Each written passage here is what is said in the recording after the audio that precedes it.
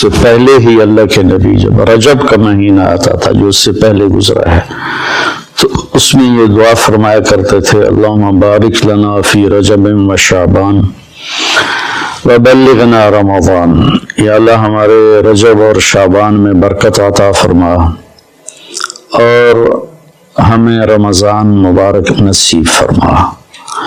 تو ان 2 مہینوں میں گویا آپ رمضان کی تیاری شروع فرما دیتے تھے۔ عربی زبان ایسی ہے جس میں کوئی لفظ بیکار کا نہیں ہے، بے معنی نہیں ہے۔ جس ہم کہتے ہیں چائے وائے روٹی شوٹی پانی وانی کھانا شانا، تو یہ شانا وائے یہ سارے وہ الفاظ ہیں جن کا کوئی مطلب نہیں ہے۔ عربی میں ایسا نہیں ہے، اس کے ہر لفظ کا بلکہ ہر حرف کا مطلب ہے۔ شعبان ایک مہینے کا نام ہے، لیکن شعبان کو شعبان کیوں کہتے ہیں کہ اس مہینے میں عرب چارے پانی کی تلاش میں نکلتے تھے۔ شعب کہتے ہیں متفرق ہو جانا، بکھر جانا، پھیل جانا۔ تو اس میں عرب چونکہ صحرا ہے، یہ عجب ملک اللہ نے بنایا ہے، یہ جزیرۃ العرب، جزیرہ نما، اس کے 3 طرف سمندر ہے، ایک طرف خشکی ہے جو اردن کے ساتھ شام کے ساتھ جا کے ملتی ہے، عراق کے ساتھ، اور 3 طرف سمندر ہونے کے باوجود یہاں دریا، ایک دریا نہیں، اتنے بڑے ملک میں پاکستان سے 5 گنا بڑا ہے اور ایک دریا نہیں، اور اتنی تھوڑی بارش ہوتی ہے۔ جزیرہ نما جو ملک ہوتے ہیں وہاں تو بارشیں مسلسل ہوتی ہیں اور دھڑا دھڑ ہوتی ہیں، لیکن اللہ نے یہاں کے پہاڑوں کو اس طرح سے ڈیزائن کیا ہے کہ بارش کی ہوائیں اس سے ٹکرا کے واپس ہو جاتی ہیں۔ اللہ نے اس خطے کو لک و دک صحرا بنایا، آج بھی صحرا ہے بہت، الربع الخالی، یعنی 1/4 حصہ سعودی عرب کا خالی پڑا ہوا ہے، اس کا نام ہی ہے چوتھائی خالی حصہ، وہاں زندگی نشو و نمائی نہیں پا سکتی۔ تو عرب کا جو جغرافیائی ایک تھا سٹرکچر، اس میں وہ کسی ایک جگہ رہ نہیں سکتے تھے، چند ایک شہر تھے جو آباد تھے، باقی وہ ہر وقت وہاں پانی ہے تو پورا قبیلہ وہاں چلا جاتا تھا، پھر پانی ختم ہو گیا، پھر پانی پہ لڑائی جھگڑے، پھر کسی اور جگہ پانی کا سراغ ملا وہاں چلا گیا۔ تو پانیوں اور چارے والی زمین کی تلاش کے لیے شعبان میں یہ نکلتے تھے، اور پھر آ کر اپنے سردار کو خبر دیتے کہ وہاں چارہ ہے، وہاں پانی ہے، پھر پورا قافلہ موو کر کے وہاں چلا جاتا تھا۔ اور یہ موبائل تھے خانہ بدوش، اور ان کی بستیاں، ان کے شہر خیمے ہوتے تھے، اور چونکہ یہ فطرت پر تھے، چونکہ کوئی وہاں ایسی چیز نہیں تھی جو ان کی فطرت کو مسخ کرے، جیسے ہمیں شہری زندگی نے ہماری فطرت کو بالکل ادھورا کر کے رکھ دیا ہے۔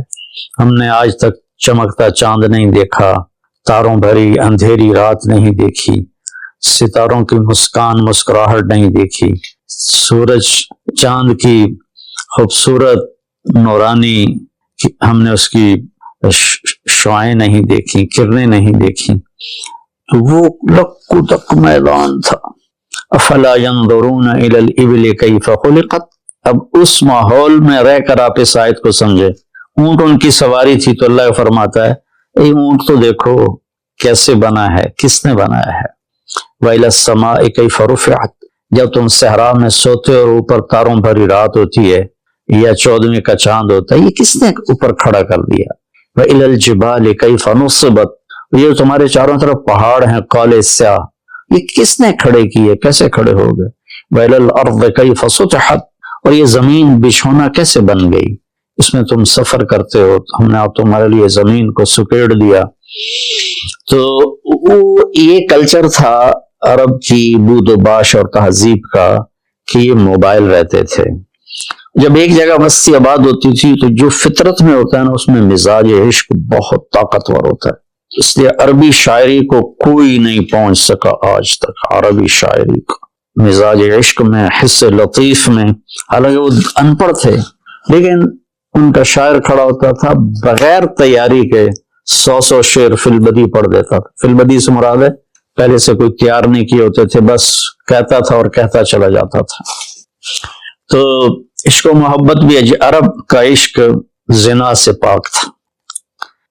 میں نے عرب جاہلیت کی تاریخ پڑھی ہے، میں پڑھ کے حیران ہو جاتا ہوں کہ کیا عجیب لوگ تھے، اور اللہ نے وہاں کسی فاتح قوم کو جانے کا موقع نہیں دیا کہ سب کہتے تھے ریت میں کیا پڑا جو ہم لیں، تو وہ محفوظ رہے، ان کی عربیت، ان کی فطرت محفوظ رہی، نہ ایرانی آ سکے نہ اس میں رومن آ سکے، یہی اس وقت کی بڑی دو طاقتیں تھیں، نہ قبطی آ سکے جو مصر کی طاقت تھی، تو اپنی فطرت میں تھے۔ تو ان میں عشق و محبت کے جو اشعار ہے نا وہ ایسے ٹکڑے ٹکڑے کر کے رکھ دیتے ہیں، ترجمہ نہیں، عربی، اگر عربی کی فہم ہو تو آدمی روئے بغیر رہ نہیں سکتا ہے۔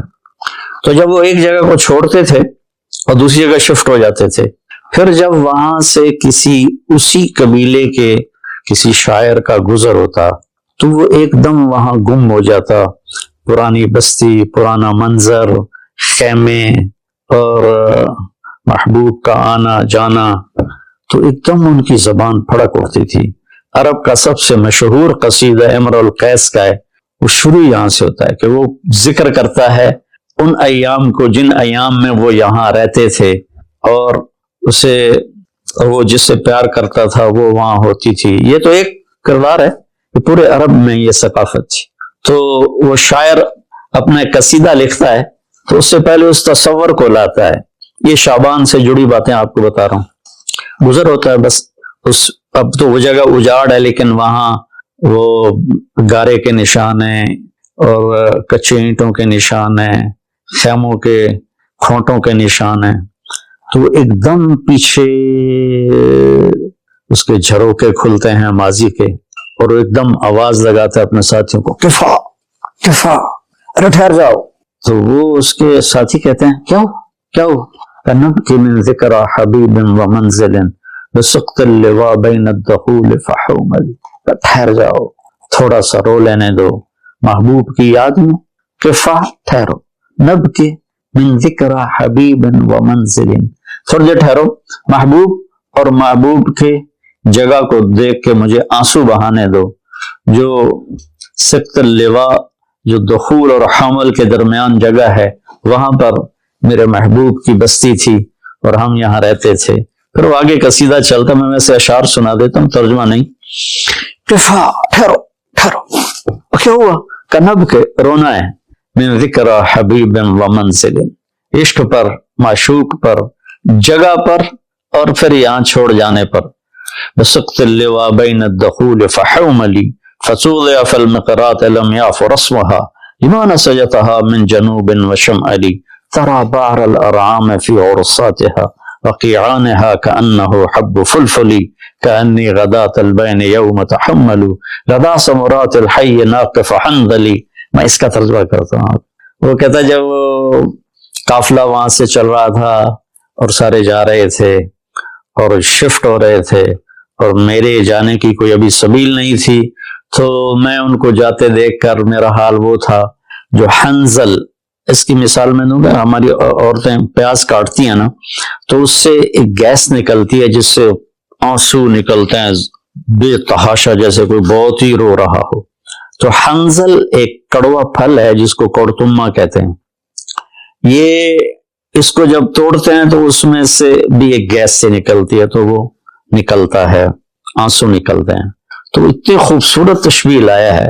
اس نے یہ نہیں کہا کہ جب وہ جا رہے تھے اور میری محبوب بھی جا رہی تھی تو میں رونے لگا، نہیں، کأنی غداة البین یوم تحمل، جس صبح جدائی ہوئی اور انہوں نے رخت سفر باندھا اور چلے، لدا ثمرات الحی ناقف حنظلی، مجھے یوں لگا جیسے میں کیکر کے ساتھ بکھری ہوئی حنظل کوڑتمے کی بیلوں سے کوڑتمے توڑ رہا ہوں۔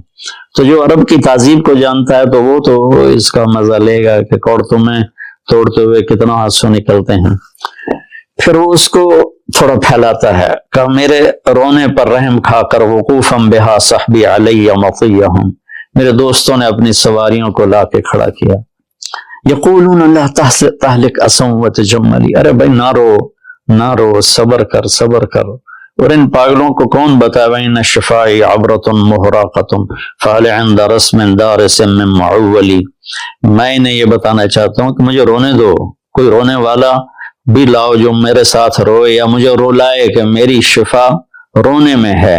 فَفَاضَتْ دُمُوعُ الْعَيْنِ مِنِّي صَبَابَةً عَلَى النَّحْرِ حَتَّى بَلَّ الدَّمْعُ مَحْمَلِي. بس پھر میرے آنسو ساون بھادوں کی جھڑی بن گئے اور میں اتنا رویا کہ میرے اونٹ کا پالان بھی سارا کا سارا تر ہو گیا. شعبان کے مناسبت سے میں نے تھوڑی آپ کو عرب کی تاریخ بتائی ہے، عرب کی تہذیب بتائی ہے، لیکن اس میں جو کہنا تھا وہ یہ تھا کہ شعبان رمضان کی تیاری ہے، شعبان رمضان کی تیاری ہے. تو اس میں میرے بھائیو ہم اگر کوئی کبیرہ گناہ میں ہیں تو توبہ کریں، چھوڑنے کی کوشش کریں یہاں تک کہ رمضان تک بالکل چھوٹ جائے. کسی سے لڑے ہوئے ہیں تو منانے صلح کی کوشش کریں یہاں تک کہ رمضان تک صلح ہو جائے. کسی کا حق مارا ہوا ہے تو اس سے جا کے دینے کی طاقت ہے تو فوراً دے دیں، ورنہ معافی مانگ کے کہیں بھی میں آہستہ آہستہ ادا کر دوں گا. یہ رمضان سے پہلے رمضان کی تیاری، رمضان میں انٹر ہونا ہے کبیرہ گناہوں کو چھوڑ کر، لوگوں کے حق تلفی کو چھوڑ کر، گالی گلوچ کو چھوڑ کر، ظلم و ستم کو چھوڑ کر، اور رشوت، چور بازاری، کھوٹ، اس کو چھوڑ کر. بھائیو اللہ کی قسم اٹھا کے کہتا ہوں حرام میں کچھ نہیں رکھا، گناہوں میں کچھ نہیں رکھا، اور اللہ کی قسم اٹھا کر کہتا ہوں ساری بھلائیاں، ساری خوبیاں میرے اللہ اور اس کے رسول کی اطاعت میں ہیں. اللہ کے واسطے ہم باقی گناہوں سے بھی توبہ کریں اور فرقہ واریت سے بھی توبہ کریں. یہ میرا کرتا ہے نا، یہ ہے اسلام، اور اس کے اندر یہ بنیان ہے، یہ میرے عقائد ہیں اور میرے ذاتی اعمال ہیں. اسلام تو سب کا ایک ہی ہے، ان الدین عند اللہ الاسلام شرع لکم من الدین. تو دین تو سب کا ایک ہی ہے. آگے چھوٹی چھوٹی باتوں پہ فرقے بن گئے ہیں، جنازے کے بعد دعا پڑھنی یا نہیں پڑھنی اس پر ہی فرقہ بنا پڑا ہے. تو اتنی چھوٹی باتوں میں ہم الجھ گئے ہیں. ساری دنیا کتنے خطرے سے گزر رہی ہے، اور کورونا ایک وبا اور وبال ہے، ایک عذاب ہے. ہم توبہ کریں باقی گناہوں سے بھی اور فرقہ واریت سے. دیکھو میں ہاتھ جوڑتا ہوں، علماء سے بھی کہتا ہوں یہ دیوبندی بریلوی والا میدان جنگ بند کرتا، یہ شیعہ سنی والا میدان جنگ بند کرتا، یہ حنفی مالکی شافعی حنبلی سلفی یہ میدان جنگ بند کر دو. انشاءاللہ جو بھی قرآن اور حدیث کو سامنے رکھ کر عمل کر رہا ہے اللہ کا فضل اس پر چھائے گا اور وہ ایک دن ضرور جنت میں جائے گا. اگر اس کا غلط مطلب بھی سمجھا ہے تو اللہ جو چاہے گا فیصلہ کرے گا. ہم اللہ کے واسطے امت بنیں، اپنے ملک کی حفاظت کریں، یا اپنے ملک کی حفاظت کریں. اگر ہم کوئی منفی مثبت کام نہیں کر سکتے تو منفی بھی نہ کریں. تو بھائیو ہم اپنے رب کو رمضان خوبصورت کر کے دکھائیں، شعبان اس کی تیاری ہے. السلام علیکم. وهو الملك لا شريك له والفرد لا ند له كل شيء هالك إلا وجهه كل ملك زائل إلا ملكه كل شيء هالك إلا وجهه او اي شيء كل شيء هالك. پھر اللہ کہتا ہے كل نفس ذائقة الموت كل نفس ذائقة الموت. پھر اللہ کہتا ہے کل شیء ہالک، کوئی زندہ نہیں رہے گا، ایک اللہ ہوگا. احق من ذکر، سب سے بہتر ہے جسے یاد کرو. احق من عبد، سب سے اعلیٰ ہے جس کی بندگی کرو. احق من ابتغی، سب سے بہتر ہے جس سے طلب کرو، جس کی چاہت کرو. جو ساری کائنات کو بنا کر نہ تھکا، نہ سویا، نہ اونگھا، نہ کھایا، نہ پیا، نہ کروٹ بدلی، نہ پہلو بدلا. جگہ سے پاک، زمانے سے پاک، مکان سے پاک، ضرورت سے پاک، حاجت سے پاک، بیوی سے پاک، بچوں سے پاک، شریک سے پاک، وزیر سے پاک، ہر شے سے پاک. ہر شے سے پاک۔ قل اللہم مالک الملک تؤتی الملک من تشاء وتنزع الملک ممن تشاء وتعز من تشاء وتذل من تشاء بیدک الخیر انک علی کل شیء قدیر تولج اللیل فی النہار وتولج النہار فی اللیل وتخرج الحی من المیت وتخرج المیت من الحی وترزق من تشاء بغیر حساب۔ اس کو کیا رہا ہے؟ ادھر بیٹھو بیٹھو ادھر۔ وترزق من تشاء بغیر حساب۔ ایک بادشاہ ہے جو پوری کائنات کا مالک ہے، اس کا نام ہے اللہ، اس کا نام ہے اللہ۔ میرے بھائیو، او میرے عزیزو، نوجوان بیٹھے ہو، میرا خون گرم ہو گیا ہے، نوجوان بیٹھو، اپنے اللہ کو پہچانو، اللہ کے واسطے اللہ کو پہچانو۔ تو نحن اقرب الیہ من حبل الورید، تمہاری شارک سے زیادہ قریب ہے۔ اقرب الیہ من حبل الورید، شارک سے زیادہ تمہارے وہ قریب ہے۔ وہ آگے دیکھو تو اللہ ہے، پیچھے دیکھو تو اللہ ہے، اس کے جلوے، اس کے نظارے، اس کی قدرتیں، دائیں دیکھو تو اس کی قدرت، بائیں دیکھو تو اس کی قدرت۔ لا الہ الا اللہ ہمارا پہلا سبق ہے۔ دوسرا سبق ہے ہمارا محمد الرسول اللہ، یہ جنت کی چابی ہے۔ دیکھو، لا الہ الا اللہ پاسپورٹ ہے، محمد الرسول اللہ ویزا ہے۔ سمجھو میری بات سنو، لا الہ الا اللہ پاسپورٹ ہے۔ پاسپورٹ کے بغیر تو سفر نہیں ہوتا، اور ویزے کے بغیر ملک میں داخلہ نہیں ہوتا۔ تو ہماری جماعتیں کتنا دیر انتظار کرتی ہیں ویزوں کے پیچھے۔ لا الہ الا اللہ پاسپورٹ ہے جنت کا، محمد الرسول اللہ ویزا ہے جنت کا۔ چھوٹا سا ملک اپنے اندر ویزے کے بغیر نہیں آنے دیتا، اللہ اتنی بڑی جنت میں بغیر ویزے کے داخل کر دے گا۔ اس لیے شکر کرو، اللہ نے پاسپورٹ ہمیں پیدائشی دے دیا۔ اب محمدی بن کے دکھاؤ، مرنے سے پہلے ویزا لگواؤ، مرنے سے پہلے ویزا لگواؤ، مرنے سے پہلے ویزا لگواؤ، مرنے سے پہلے ویزا لگواؤ۔ محمد الرسول اللہ والذین معہ اشداء علی الکفار رحماء بینہم تراہم رکعا سجدا یبتغون فضلا من اللہ ورضوانا سیماہم فی وجوہہم من اثر السجود۔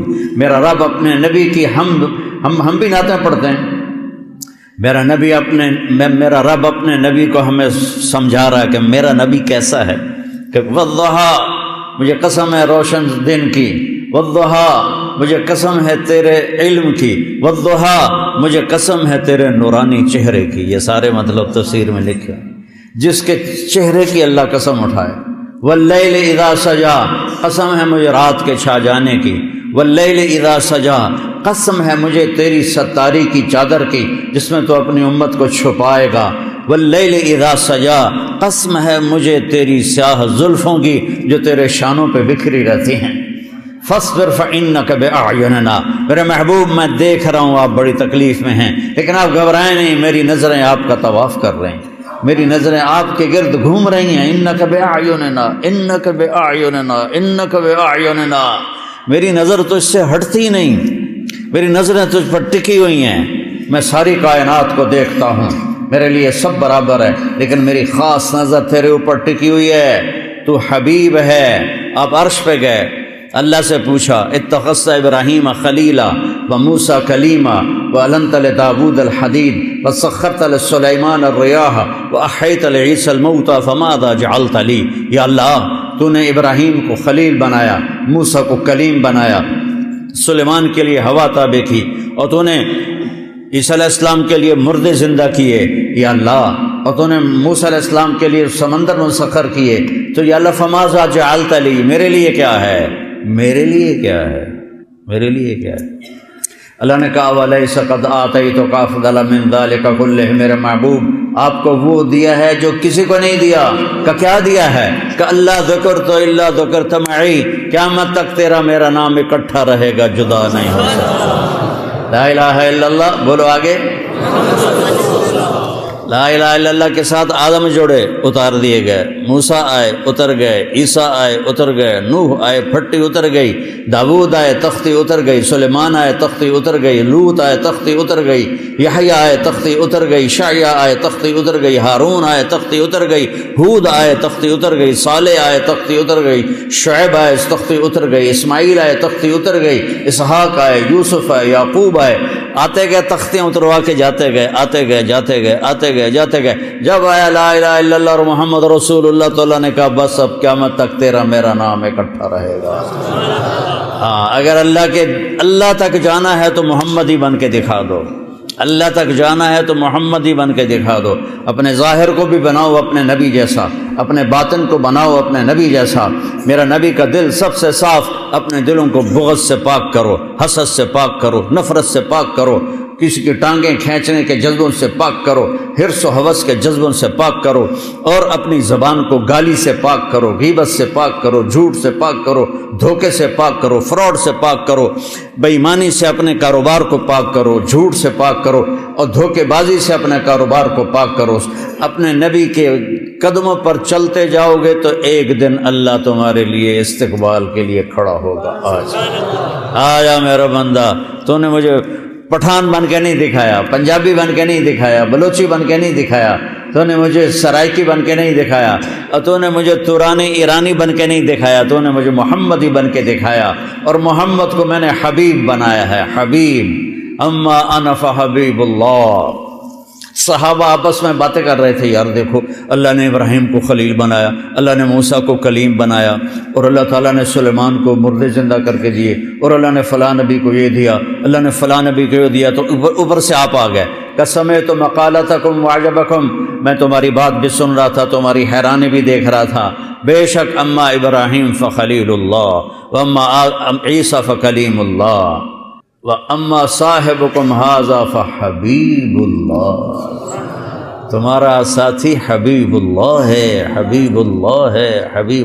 حبیب اسے کہتے ہیں جس کی محبت کی کوئی انتہا نہ ہو. خلیل اسے کہتے ہیں جس کی محبت گڑ جائے, ٹھک جائے, اور پھر نکلنے نہ پائے. اور حبیب حبہ سے ہے, حبہ دانے کو کہتے ہیں. دانے کو جتنے مرضی کاش کرتے جاؤ بڑھتا جائے گا, بڑھتا جائے گا, بڑھتا جائے گا, بڑھتا جائے گا. تو حبیب وہ ہے جس کی محبت کی کوئی انتہا نہ ہو, بڑھتی جائے, بڑھتی جائے, بڑھتی جائے, بڑھتی جائے, اسے حبیب کہتے ہیں. اللہ نے ایک چنا, ایک پسند کیا, اور ہمیں ان کا امتی بنا دیا, ہمیں ان کا امتی بنا دیا. وما ارسلناک الا رحمۃ للعالمین وما ارسلناک الا کافۃ للناس بشیرا ونذیرا تبارک الذی نزل الفرقان علی عبدہ لیکون للعالمین نذیرا سبحان الذی اسری بعبدہ لیلا من المسجد الحرام الى المسجد الاقصى والضحى واللیل اذا سجا ما ودعك ربك وما قلى یاسین والقرآن الحکیم انک لمن المرسلین علی صراط مستقیم.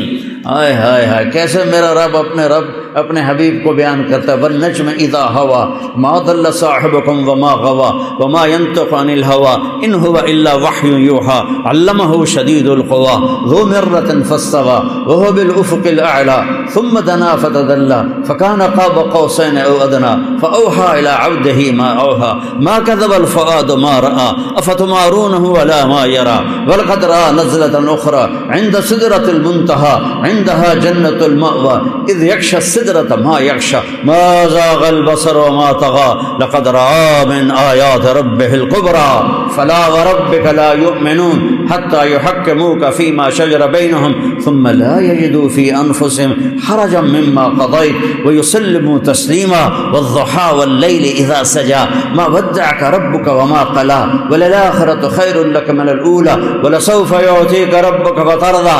ہمیں کہتا ہے مجھے راضی کرو, آدم مجھے راضی کر, نوح مجھے راضی کر, عیسیٰ مجھے راضی کرو, ابراہیم مجھے راضی کرو, موسیٰ مجھے راضی کرو, عیسیٰ مجھے راضی کرو, داؤد مجھے راضی کرو, یحییٰ زکریا مجھے راضی کرو, سلیمان داؤد مجھے راضی کرو, یوشع مجھے راضی کرو, داؤد صالح مجھے راضی کرو, مجھے راضی کرو, اے آدم کی اولاد مجھے راضی کرو. اور وہ کہتا ہے وَلَسَوْفَ يُعْطِيكَ رَبُّكَ فَتَرْضَىٰ, دنیا مجھے راضی کرے گی, میں تجھے راضی کروں گا, اب تجھے راضی کروں گا. فترضیٰ, یہاں پھر فا نے کرشمہ دکھایا. فا یہاں فا بہت عجیب معنی دے رہی ہے. فترضیٰ الم نشرح لك صدرك ووضعنا عنك وزرك الذي انقض ظهرك ورفعنا لك ذكرك انا اعطيناك الكوثر فصل لربك وانحر ان شانئك هو الابتر. لا الہ الا اللہ محمد رسول اللہ. اندر باہر زندگی میرے نبی کے طریقے پر ہو. نبی کا طریقہ لا الہ الا اللہ محمد رسول اللہ جنت کی چابی ہے. اللہ تعالیٰ نے اگر جنت میں جانا ہے تو پٹھان پنا چھوڑو، پنجابی پنا چھوڑو، بلوچی پنا چھوڑو، سندھی پنا چھوڑو، عربیت چھوڑو، عجمیت چھوڑو، محمدی بن کے دکھاؤ، محمدی بن کے دکھاؤ، پھر اللہ کا مہمان خانہ تمہارا انتظار کر رہا ہے۔ ہم کہتے ہیں موت نہ آئے، اللہ کہتا ہے یہاں تو آئے گی۔ لو کانت الدنیا تدوم لأہلها لکان رسول اللہ فیہا مخلد انی لأعلم واللبیب خبیر ان الحیات ان حرست غرور ورأیت کل ما يعلل نفسه بتعلت وإلى الفناء یسیر۔ موت آنی ہے، عش ما شئت یا حبیبی فإنک میت۔ میرے نبی میں آپ کے لیے پابندی نہیں لگاتا 12 ربیع الاول کی، 11 ہجری کی پابندی نہیں لگا تھا، آپ کو آزادی ہے، جب تک زندہ رہنا زندہ رہو، لیکن فإنک میت، خالق اور مخلوق میں فرق ہونا چاہیے۔ صرف تیرا رب موت سے پاک ہے، آپ نے مرنا ضرور ہے۔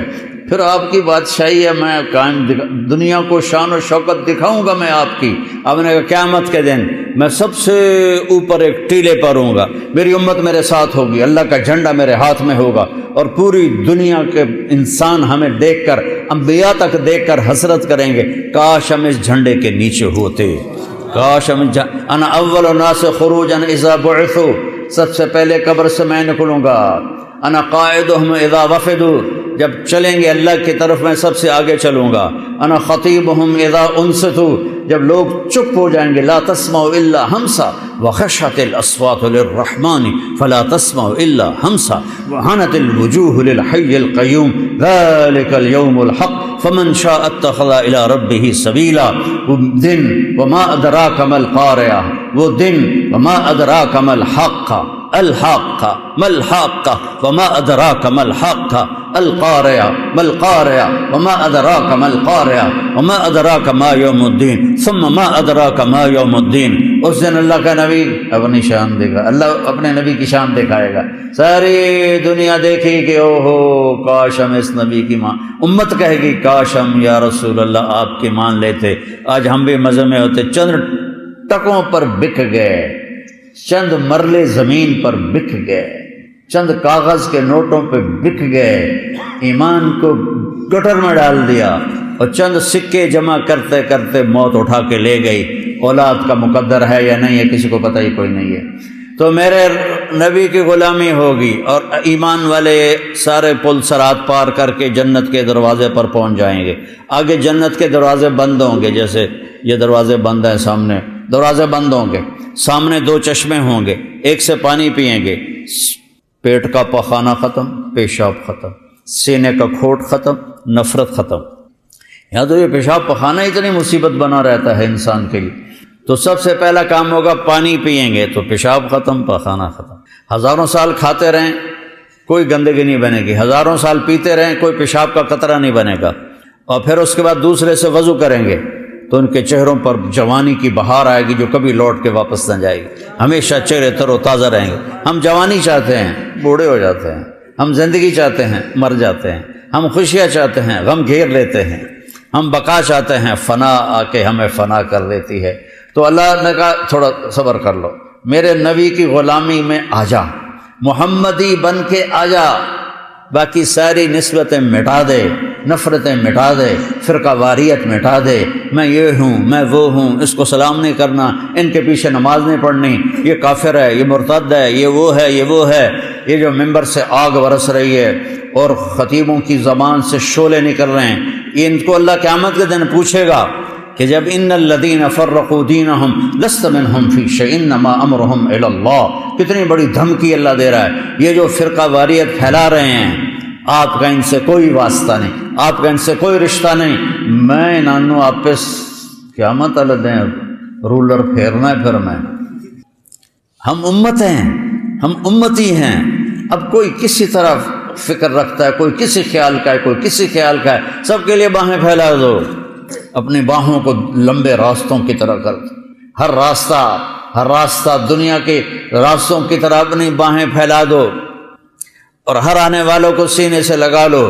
جنت دوزخ کے فیصلے اللہ نے کرنے ہیں، میں نے نہیں کرنے، کفر اسلام کے فیصلے اللہ نے کرنے ہیں، میں نے نہیں کرنے، اس لیے اپنے دل کو کھلا کرو، امتی بن کے چلو، دیوبندی بن کے نہ چلو، بریلوی بن کے نہ چلو، اپنے آپ اہل حدیث بن کے نہ چلو، مسلم بن کے چلو، مسلم بن کے چلو، مسلم بن کے چلو، مومن بن کے چلو، موحد بن کے چلو، مصدق بن کے چلو، مؤمنین، مسلمین، مسلمون، مؤمنون، موحدون، مصدقون بما جاءت به الرسل، مومن، مسلم، موحد، مصدق بما جاءت به الرسل، امتی بن کے چلو۔ یہ جو ہم ٹوٹے ہوئے ہیں فرقوں میں، اس حال میں کبھی نہ ہمیں جنت کی ہوا لگے گی، نہ دنیا کے مزے دیکھ سکو گے، یہاں بھی ذلت ہوگی، آگے بھی لتر پڑیں گے۔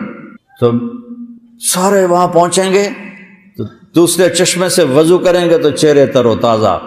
اب بھائی جنت چلیے، دیر ہو گئی، کھلوتے کھلوتے رہ گئے، تو کہیں گے یاوی کی میں کو کنڈا لگ گیا، تو کہیں گے چلیے یار باب آدم کول چلیے، وہی بری آیا دنیا۔ تو سارے اہل ایمان، یہ امت بھی سب، یا ابانا استفتح لنا الباب، یا ابانا استفتح لنا الباب، بابا جی، ابا جان، آپ سارے نبیوں کے باپ دروازہ تو کھلوا دیں۔ وہ کہے گا پتر میں تو تنوں کٹھایا ہی، اندر جاما راستے کہیں اور نہ لگا کرو، میں تو نہیں یہ کام کر سکتا۔ پھر وہ آئیں گے نوح علیہ السلام کے پاس، ہمیں اندر جانے کے لیے کوئی دروازہ کھلوا دیں۔ آدم علیہ السلام سے چلتے چلتے عیسیٰ علیہ السلام تک پہنچیں گے، دروازہ کہیں گے نہیں ہمارے بس میں نہیں، ہمارے بس میں نہیں، یہاں تک کہ پہنچیں گے عیسیٰ علیہ السلام کے پاس۔ سارے نبیوں سے گھوم کر آئیں گے عیسیٰ علیہ السلام کے پاس، یہ دروازہ تو کھلوا دے۔ عیسیٰ علیہ السلام ایک نئی بات بتائیں گے، وہ پرانی بات دہرائیں گے، بھائی یہ میرا کام نہیں ہے، ہاں میں تمہیں پتہ بتاتا ہوں کہ آج دروازہ کون کھلا سکتا ہے۔ کہ یہ تو دسو جی تو ہف گئے ہیں ٹور ٹور کے، 1.25 لاکھ نبیاں کو جانا کوئی سوکھا کم۔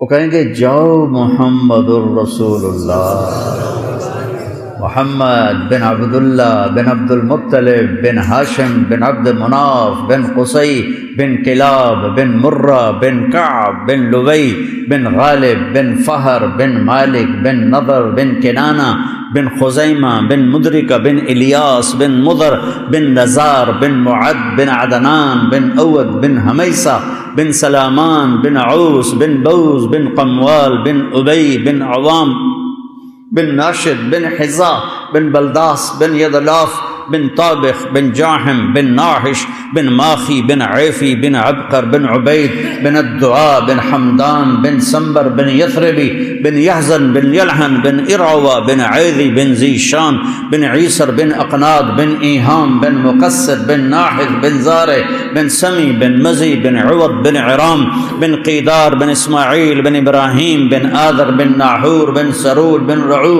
بن فائج بن عابر بن ارفقشاد بن سام بن نوح بن لامک بن متوشال بن ادریس بن یرد بن ملحل ایل بن قینان بن آنوش بن شیس بن آدم علیہ السلام۔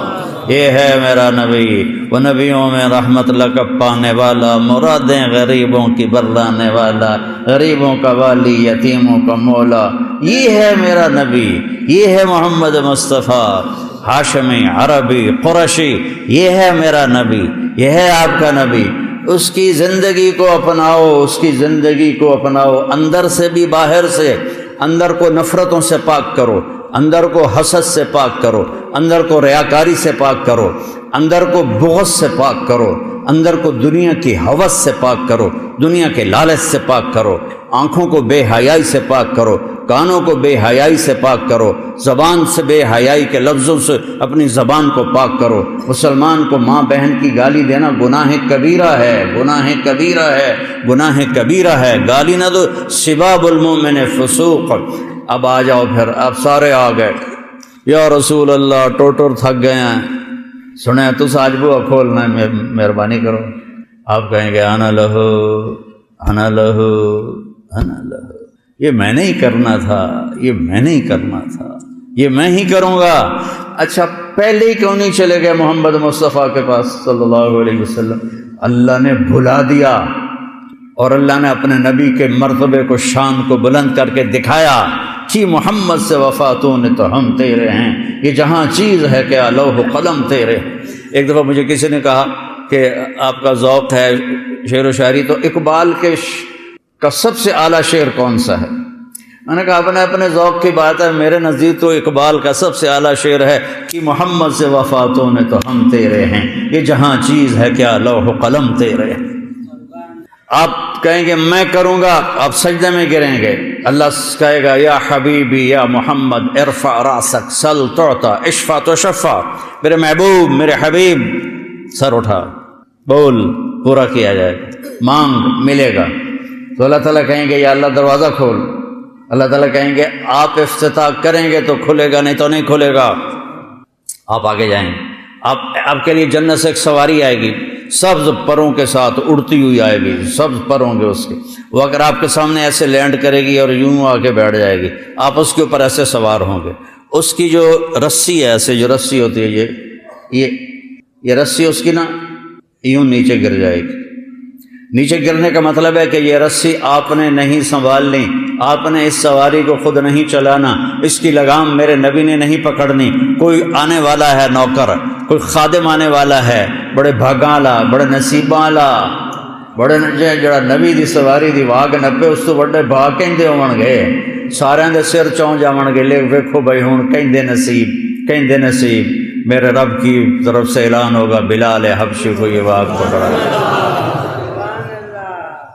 بلال حبشی، آپ نے کہا میرے آگے آگے چلے گا، پھر آپ نے کہا میں آؤں گا، ایسے میں دروازے کو کھٹکھٹاؤں گا تو اندر سے آواز آئے گی کون؟ میں کہوں گا محمد الرسول اللہ۔ تو وہ کہے گا یا رسول اللہ امرت اللہ افتح لأحد قبلک ولن اقوم لأحد بعدک۔ یا رسول اللہ مجھے آپ کے رب نے فرمایا تھا جب تک میرا حبیب نہ آئے دروازہ نہیں کھولنا ہے۔ یہ وہ رسول ہے جس سے ہم بے وفائی کر لیں، چند ٹکوں پہ جھوٹ بولتے ہیں، آٹھوں بازار جھوٹ کی ظلمت میں ڈوبے ہوئے ہیں، سود کی ظلمت میں ڈوبے ہوئے ہیں، دھوکے فراڈ کی ظلمت میں ڈوبے ہوئے ہیں، چند ٹکوں پر ایک دوسرے کو ماں بہن کی گالیاں دے دے کے اپنی تباہی خرید لیتے ہیں۔ یا ادھار دینا بند کر دو، نقد کرو، اور اگر ادھار دینا ہے پھر گالی دینا بند کرو۔ اب گالیاں دے کے تم اپنی آخرت کو تباہ و برباد کر دیتے ہو۔ اذا تصابت امتی سقطت من عین اللہ، جب میری امت گالیاں نکالے گی تو اللہ کی نظروں سے گر جائے گی۔ تو میں تاجروں سے کہتا ہوں یا ادھار دینا بند کرو، اور اگر دیتے ہو تو پھر گالی نکالنا بند کرو، صبر کرو۔ ہے یا رسول اللہ مجھے حکم ہے جب تک آپ نہ آئیں دروازہ نہ کھولوں، اور میں رضوان بول رہا ہوں، میں آج پہلی دفعہ کسی کے لیے کھڑا ہوا ہوں اور آخری دفعہ کھڑا ہو رہا ہوں، میں آئندہ کبھی کسی کے لیے کھڑا نہیں ہوں گا، اور ایسے دروازہ کھلے گا۔ رب نے کہا فَأَدْخُلَهَا، اور میں جنت میں داخل ہوں گا، وَمَعِيَ فُقَرَاءُ الْمُؤْمِنِينَ، اور میرے ساتھ پہلے کون ہیں؟ میری امت کے غریب لوگ، میری امت کے غریب لوگ، مالدار نہیں، چاہے وہ نیک بھی ہیں وہ پیچھے ہوں گے۔ غریب لوگ ریڑھی والے، ٹانگے والے، چنچی والے، رکشے والے، کہ یہ سب مزدوری کرنے والے دیہڑی دار، کہ یہ آگے آگے ہوں گے، میرے ساتھ ہوں گے، اور میں ان کے ساتھ جنت میں داخل ہوں گا۔ اور مالدار لوگ پیچھے ہوں گے، آئیں گے وہ بھی لیکن وہ پیچھے ہوں گے۔ بھائی فقراء المؤمنین۔ ابو بکر کہنے لگے یا رسول اللہ میرا جی چاہتا ہے میں بھی ساتھ ہوں۔ آپ نے کہا انی لأعرف رجلا باسمہ و باسم ابیہ و امہ لا یاتی بابا من ابواب الجنة الا قال مرحبا مرحبا، اے تشریفا مبارکا، فجسا سلمان علی رکبتیہ فقال من هذا یا رسول اللہ، قال هو ابو بکر بن ابی قحافہ۔ آپ نے کہا میرا ایک صحابی ہے جس کا نام جانتا ہوں، جس کے ابا کا نام جانتا ہوں، جب وہ جنت کے دروازے پر آئے گا آٹھوں دروازے کھل کر کہیں گے جناب ادھر سے آئیں، جناب ادھر سے آئیں، جناب ادھر سے آئیں۔ جیسے کوئی بڑی شخصیت آ جائے تو لوگ گاڑیاں لے کے کھڑے ہوتے ہیں کہ میری گڈی 'چ بیٹھو، میری گڈی 'چ بیٹھو، میری گڈی 'چ بیٹھو، تو آٹھوں دروازے کہیں گے جناب ادھر، جناب ادھر، جناب ادھر۔ سلمان فارسی ایسے ہو کے کھڑے ہو گئے، گھٹنوں کے بل کھڑے ہو کر کہنے لگے یا رسول اللہ ان ھذا لمرتفع شأنہ من ہوا، یا رسول اللہ یہ تو بڑی شان والا ہے، کون ہے؟ کہ ہوا ابو بکر ابن ابی قحافہ، یہ ہے ابو قحافہ کا بیٹا ابو بکر۔ پھر آپ نے کہا رأیت قصرا فی الجنہ فقلت لمن هذا قیل لفتى من قریش فظننت انه لی فذهبت لادخله فقیل لی انه لعمر بن الخطاب یا رسول اللہ۔ آپ نے فرمایا میں نے جنت میں محل دیکھا، بڑا عالی شان، بڑا خوبصورت، میں نے پوچھا کس کا ہے؟ فرشتوں نے کہا قریشی کا ہے، ایک قریشی کا ہے۔ آپ نے کہا میں بھی قریشی ہوں، میرا ہی ہوگا۔ جب جانے لگا تو فرشتوں نے کہا یہ آپ کے غلام عمر بن خطاب کا ہے۔ آپ نے دل لگی کی، عمر جی چاہ رہا تھا جا کے دیکھوں پر تیرا غصہ یاد آ گیا، پھر میں نہیں گیا نہیں گیا۔ تو حضرت عمر رونے لگے، اب علیک اغار یا رسول اللہ، یا رسول اللہ کبھی میں آپ پہ غصے ہوں گا؟ پھر آپ نے کہا عثمان ان لکل نبی رفیقا فی الجنہ وانت رفیقی فی الجنہ، عثمان جنت میں ہر نبی کا خاص ساتھی ہوگا، وہ خاص ساتھی میرا تو ہوگا عثمان بن عفان۔ پھر آپ نے حضرت علی رضی اللہ تعالیٰ عنہ علیہ السلام کا ہاتھ پکڑا اور ایسے کھینچتے کھینچتے کھینچتے سینے سے لگا لیا، ایسا کر لیا، علی اترضی ان یکون منزلک مقابل منزلی فی الجنہ، علی کیا تو راضی ہے کہ جنت میں تیرا گھر میرے گھر کے سامنے ہو؟ اوئے ہوئے ہوئے ہوئے ہوئے ہوئے، کیا نصیب ہیں، کیا نصیب ہے کہ تیرا گھر میرے گھر کے سامنے ہوگا۔ اللہ، حضرت علی تو پھوٹ پھوٹ کے رونے لگے، کہ رضیت یا رسول اللہ، یا رسول اللہ میں راضی ہوں، یا رسول اللہ میں راضی ہوں۔ ہاں تیرے بچوں کی بشارت ہے، سیدہ شباب اہل الجنہ، جنت کے نوجوانوں کے سردار ہوں گے حسن اور حسین، حسن بن علی اور حسین بن علی، اور سیدۃ نساء اہل الجنہ فاطمہ، اور جنت کی عورتوں کی سردار تیری بیگم میری بیٹی فاطمہ ہوگی، جو جنت کی عورتوں کی سردار ہوگی۔ اور پھر میرے نبی پاک صلی اللہ تبارک و تعالی علیہ وسلم تو اپنی شان کے ساتھ آگے سواریاں کھڑی ہوں گی، ان سواریوں کی کیا شکل ہے کیا نہیں اس طرح دیکھی کوئی نہیں، تو اللہ کے نبی نے کہا سواریاں کھڑی ہوں گی، چونکہ اسی طرح صرف یا کھوتا ویکھیا یا گھوڑا ویکھیا یا خچر ویکھیا یا پھر گڈیاں ویکھیاں موٹراں ویکھیاں، اس سواری کا نام تو پتہ نہیں وہ ہوگی کیسی، شان ہوگی۔ سب سے چھوٹا جنتی، سب سے چھوٹا جنتی، ایک مرلے والا جندا کوٹھا ہوندا، ایک مرلے چ گھر بھی ہے تے ٹوائلٹ بھی ہے تے کچن بھی ہے تے سب کچھ ہے۔ جنت کی ایک مرلہ اسکیم جنت، ایک مرلہ اسکیم جنت اس دنیا سے 10 گنا بڑی ہوگی، 10، یہ 24,000 کلومیٹر ہے، اس کے ساتھ ایک زیرو اور لگاؤ، 2,40,000 کلومیٹر، یہ صرف میرے نبی نے سمجھانے کے لیے کہا، ورنہ اس سے بھی بڑی ہوگی۔ یہ سب سے یہ وہ مسلمان ہوگا جو دوزخ میں پٹ رہا ہوگا، جل رہا ہوگا، اللہ ہم سب کی حفاظت فرمائے۔ شکر ہے اللہ کے نبی نے اس کا نام بھی بتا دیا، وہ اس کا نام ہے، آپ نے کہا اس کا نام ہوگا جوہینہ، اور اس کا قبیلہ بھی بتا دیا جوہینہ، عرباں چو ہے ساڈے چو کوئی نہیں۔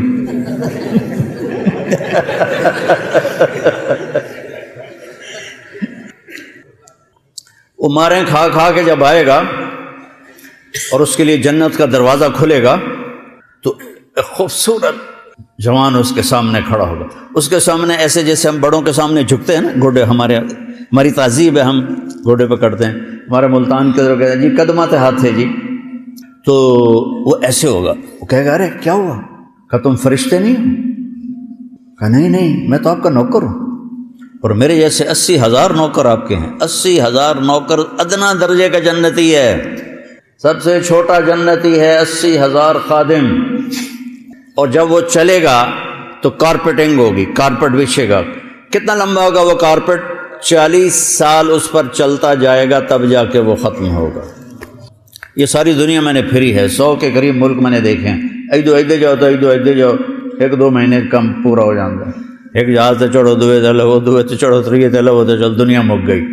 وہ 40 سال کی کارپیٹنگ ہوگی، سب سے چھوٹا جنتی یاد رکھنا، سب سے چھوٹا جنتی یاد رکھنا، اور اس کے دونوں طرف وہ نوکر کھڑے ہوں گے، وہ کہیں گے اما آن لسیدنا ان نزورہ، اجی سردار صاحب آپ کہاں رہ گئے؟ اجی تو سارے سکوڑے پہ گئے توڑا انتظار کر کر کے۔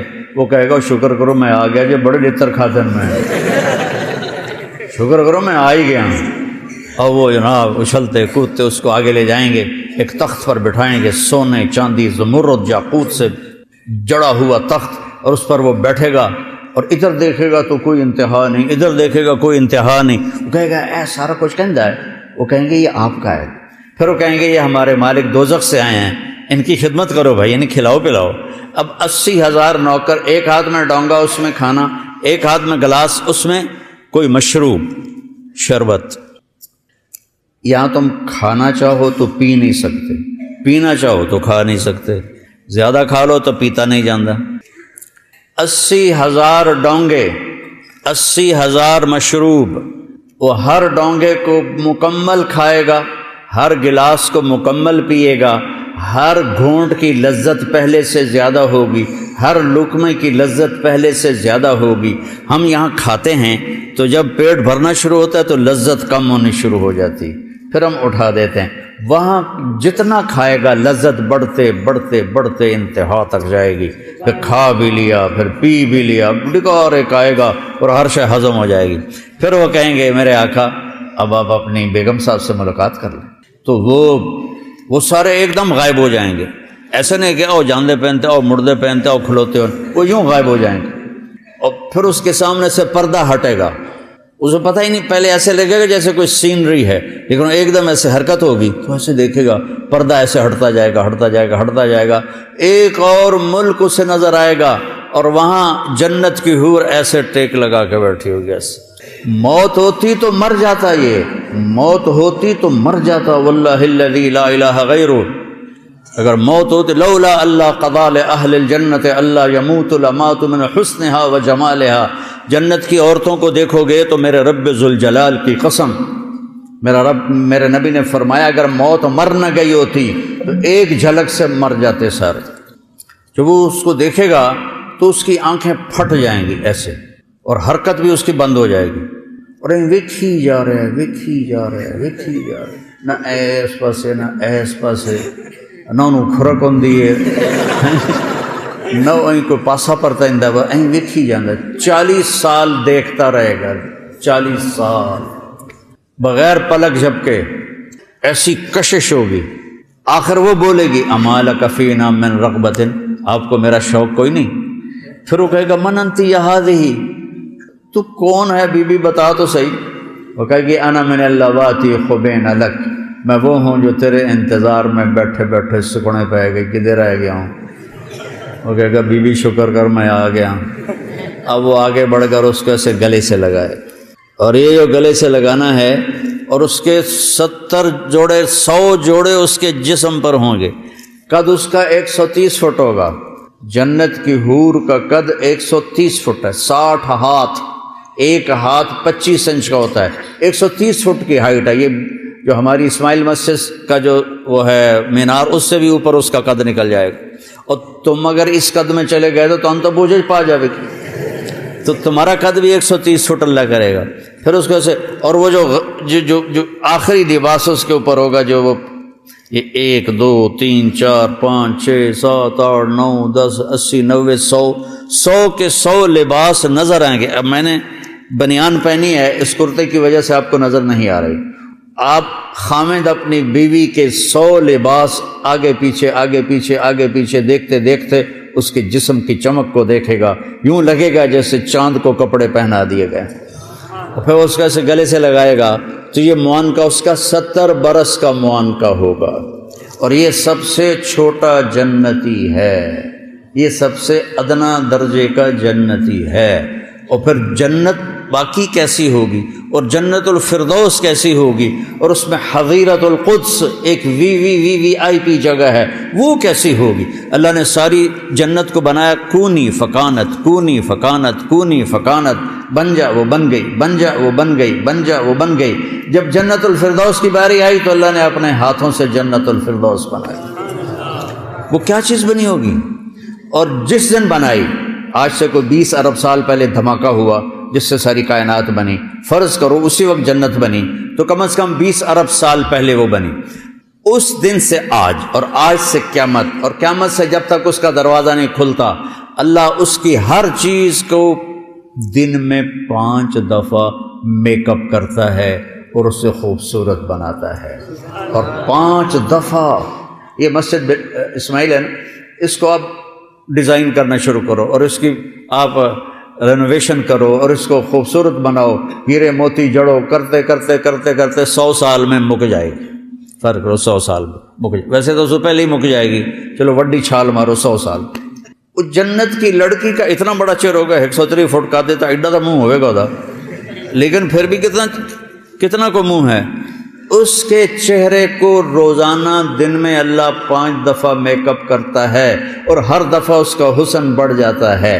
20 ارب سال سے اس کا حسن 5 دفعہ بڑھتا ہے، 5 دفعہ بڑھتا ہے، 5 دفعہ بڑھتا ہے. وہ کیا چیز ہے؟ یہاں دلہن وہ نہیں، وہ جو ہوتے ہیں بیوٹی پارلر، وہاں بچیاں جاتی ہیں دلہن بننے 5-6 گھنٹے 7 گھنٹے 8 گھنٹے، تو اس کے بعد وہ منہ ہی مک جاتا ہے. تو اب اس کے اوپر پاؤڈر کا پورا ڈبہ تو نہیں تھوپنا، یا پوری لپسٹک تو نہیں ادھر چاڑنی. تو 5-6 گھنٹے بعد اس کا میک اپ ختم ہو جاتا ہے اور ایک پسینے کی لکیر آتی ہے اور میک اپ ختم ہو جاتا ہے. اور اللہ اس جنت کی حور کا میک اپ خود کر رہا ہے، اور دن میں 5 دفعہ اس کو، ہر دفعہ پہلے سے خوبصورت، ایک، پھر دوسری دفعہ، پھر تیسری دفعہ، پھر چوتھی دفعہ، پھر 5ویں دفعہ.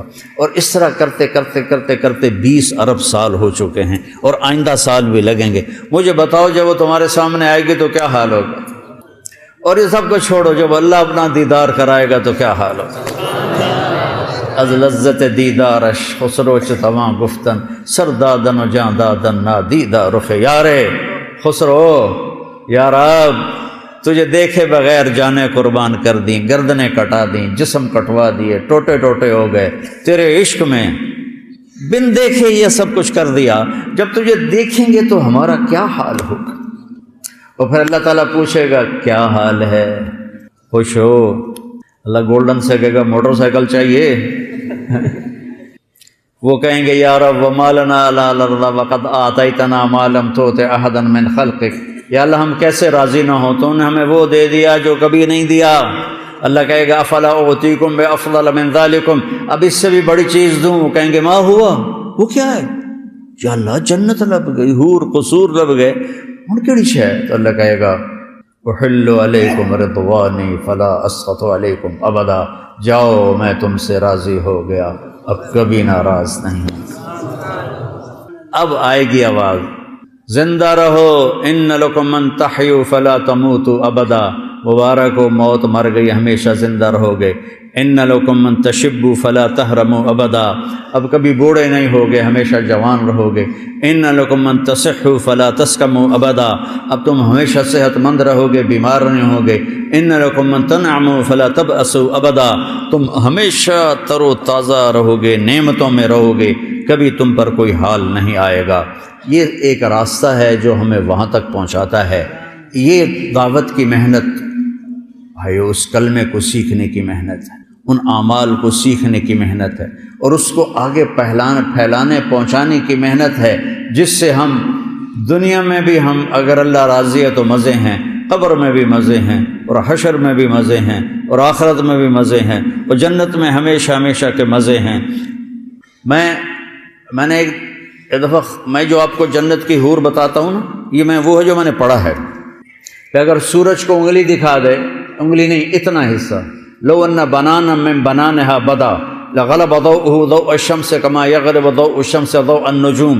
اگر ایک انگلی کا پورا ایسے چھوٹا یہ ایسے کر دینا تو سورج نظر نہیں آئے گا. لو بسقت بسقتا في 7 ابحر لكانت احلى من العسل. 7 سمندر میں تھوک ڈال دے تو 7 سمندر شہد سے زیادہ میٹھے ہو جائیں. دنیا کی حسینہ عالم شہد میں تھوک ڈال کے تمہیں پیش کرے، کیا کرو گے؟ ادھر منہ تے مارو گے. پٹھان ہوئے گا تو لتر بھی مارے گا. اور وہ سمندر، میں نے سارے سمندروں کے سفر کیا ہیں، تو جب میں اس سمندر کو دیکھتا ہوں پھر مجھے یہ حدیث یاد آتی ہے، تو میں کہتا ہوں اللہ اکبر یا اللہ. اس کو تھوک نہیں آتی، ویسے زور لگا کے ادو ادو اکٹھا کر کے تھو کرے تو 2-4 چھوٹے سے چھینٹے پڑ جائیں تو 7 سمندر شہد سے میٹھے ہو جائیں گے. ایسے کلائی کو ظاہر کر دے تو کائنات روشن ہو جائے گی. چہرے سے نقاب ہٹا دے تو کلیجے پھٹ جائیں گے. ایک قدم اٹھائے تو ایک قدم میں 1,00,000 نظریں اور 1,00,000 نخرے اور ناز و انداز دکھاتی ہے. وہ کیا چیز ہے؟ جب وہ سامنے آتی ہے تو نظر چہرہ سامنے ہے، جب وہ پیٹ پھیر کے جاتی پھر بھی چہرہ سامنے رہتا ہے. چس آ گئے کہ نہیں؟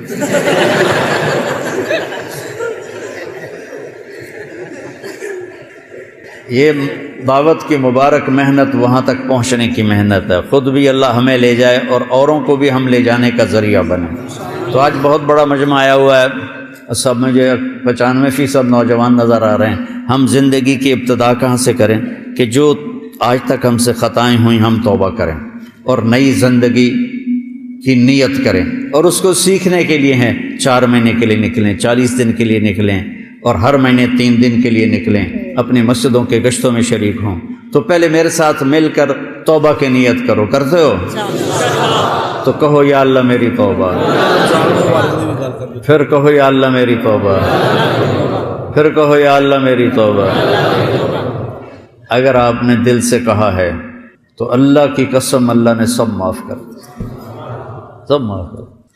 میں نواب شاہ میں تھا، ایک وڈیرا آیا اور بہت عجیب اس کی زندگی تھی۔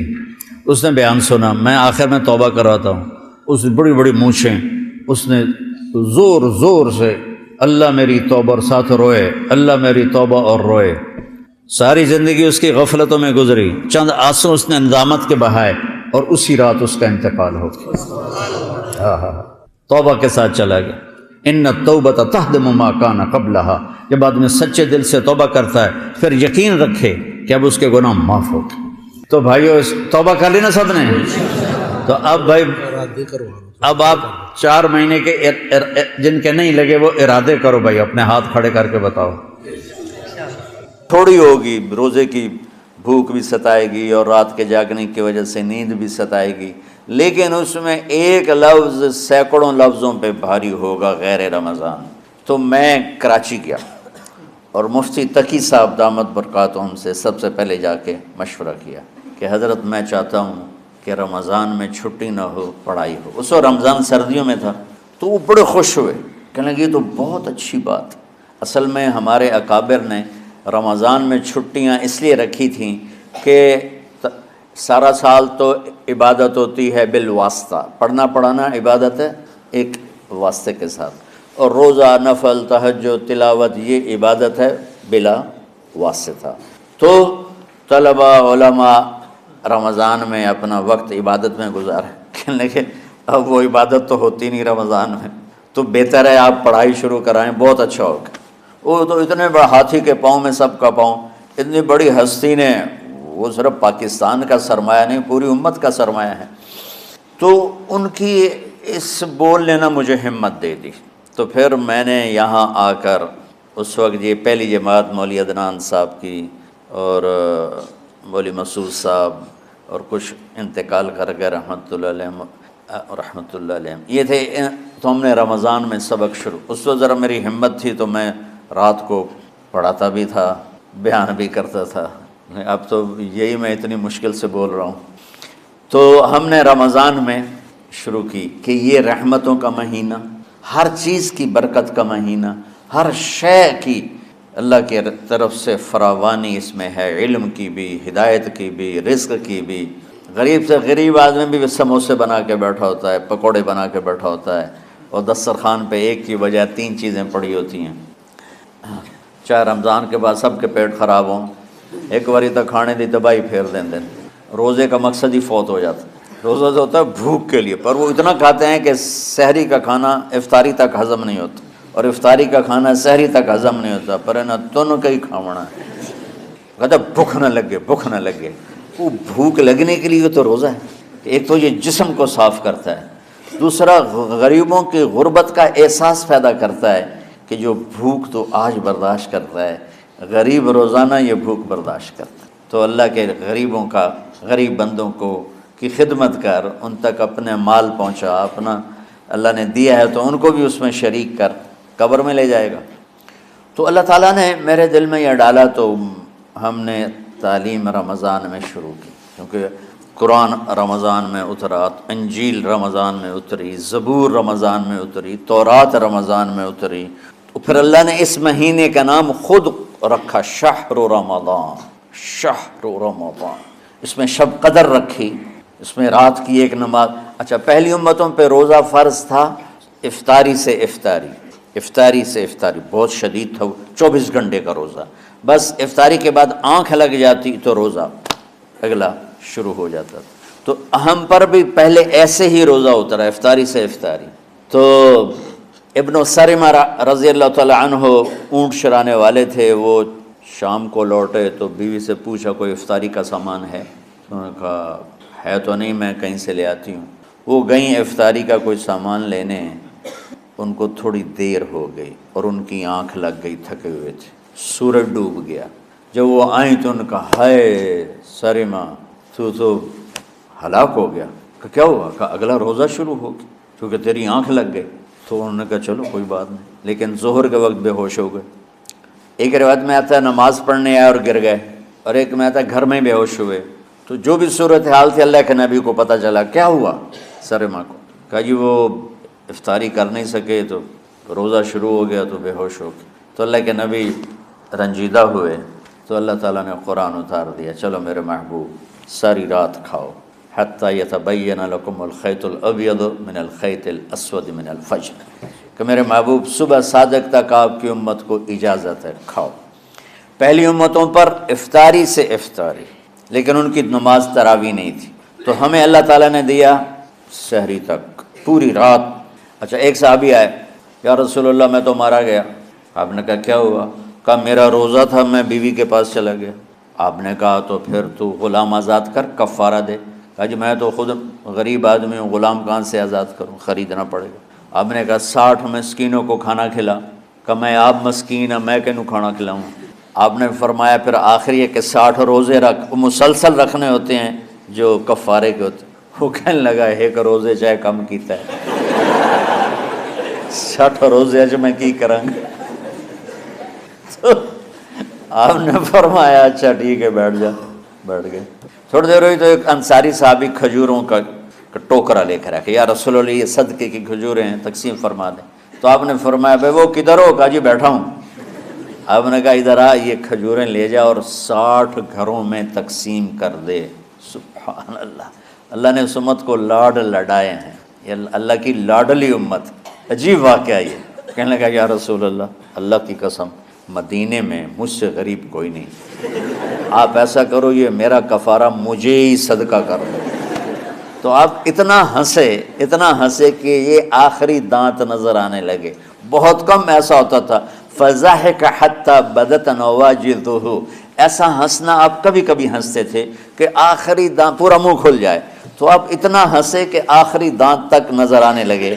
تو آپ نے کہا اچھا جا لہ جا تیرے واسطے، لیکن یہ صرف تیرے لیے اور کسی کے لیے نہیں ہے۔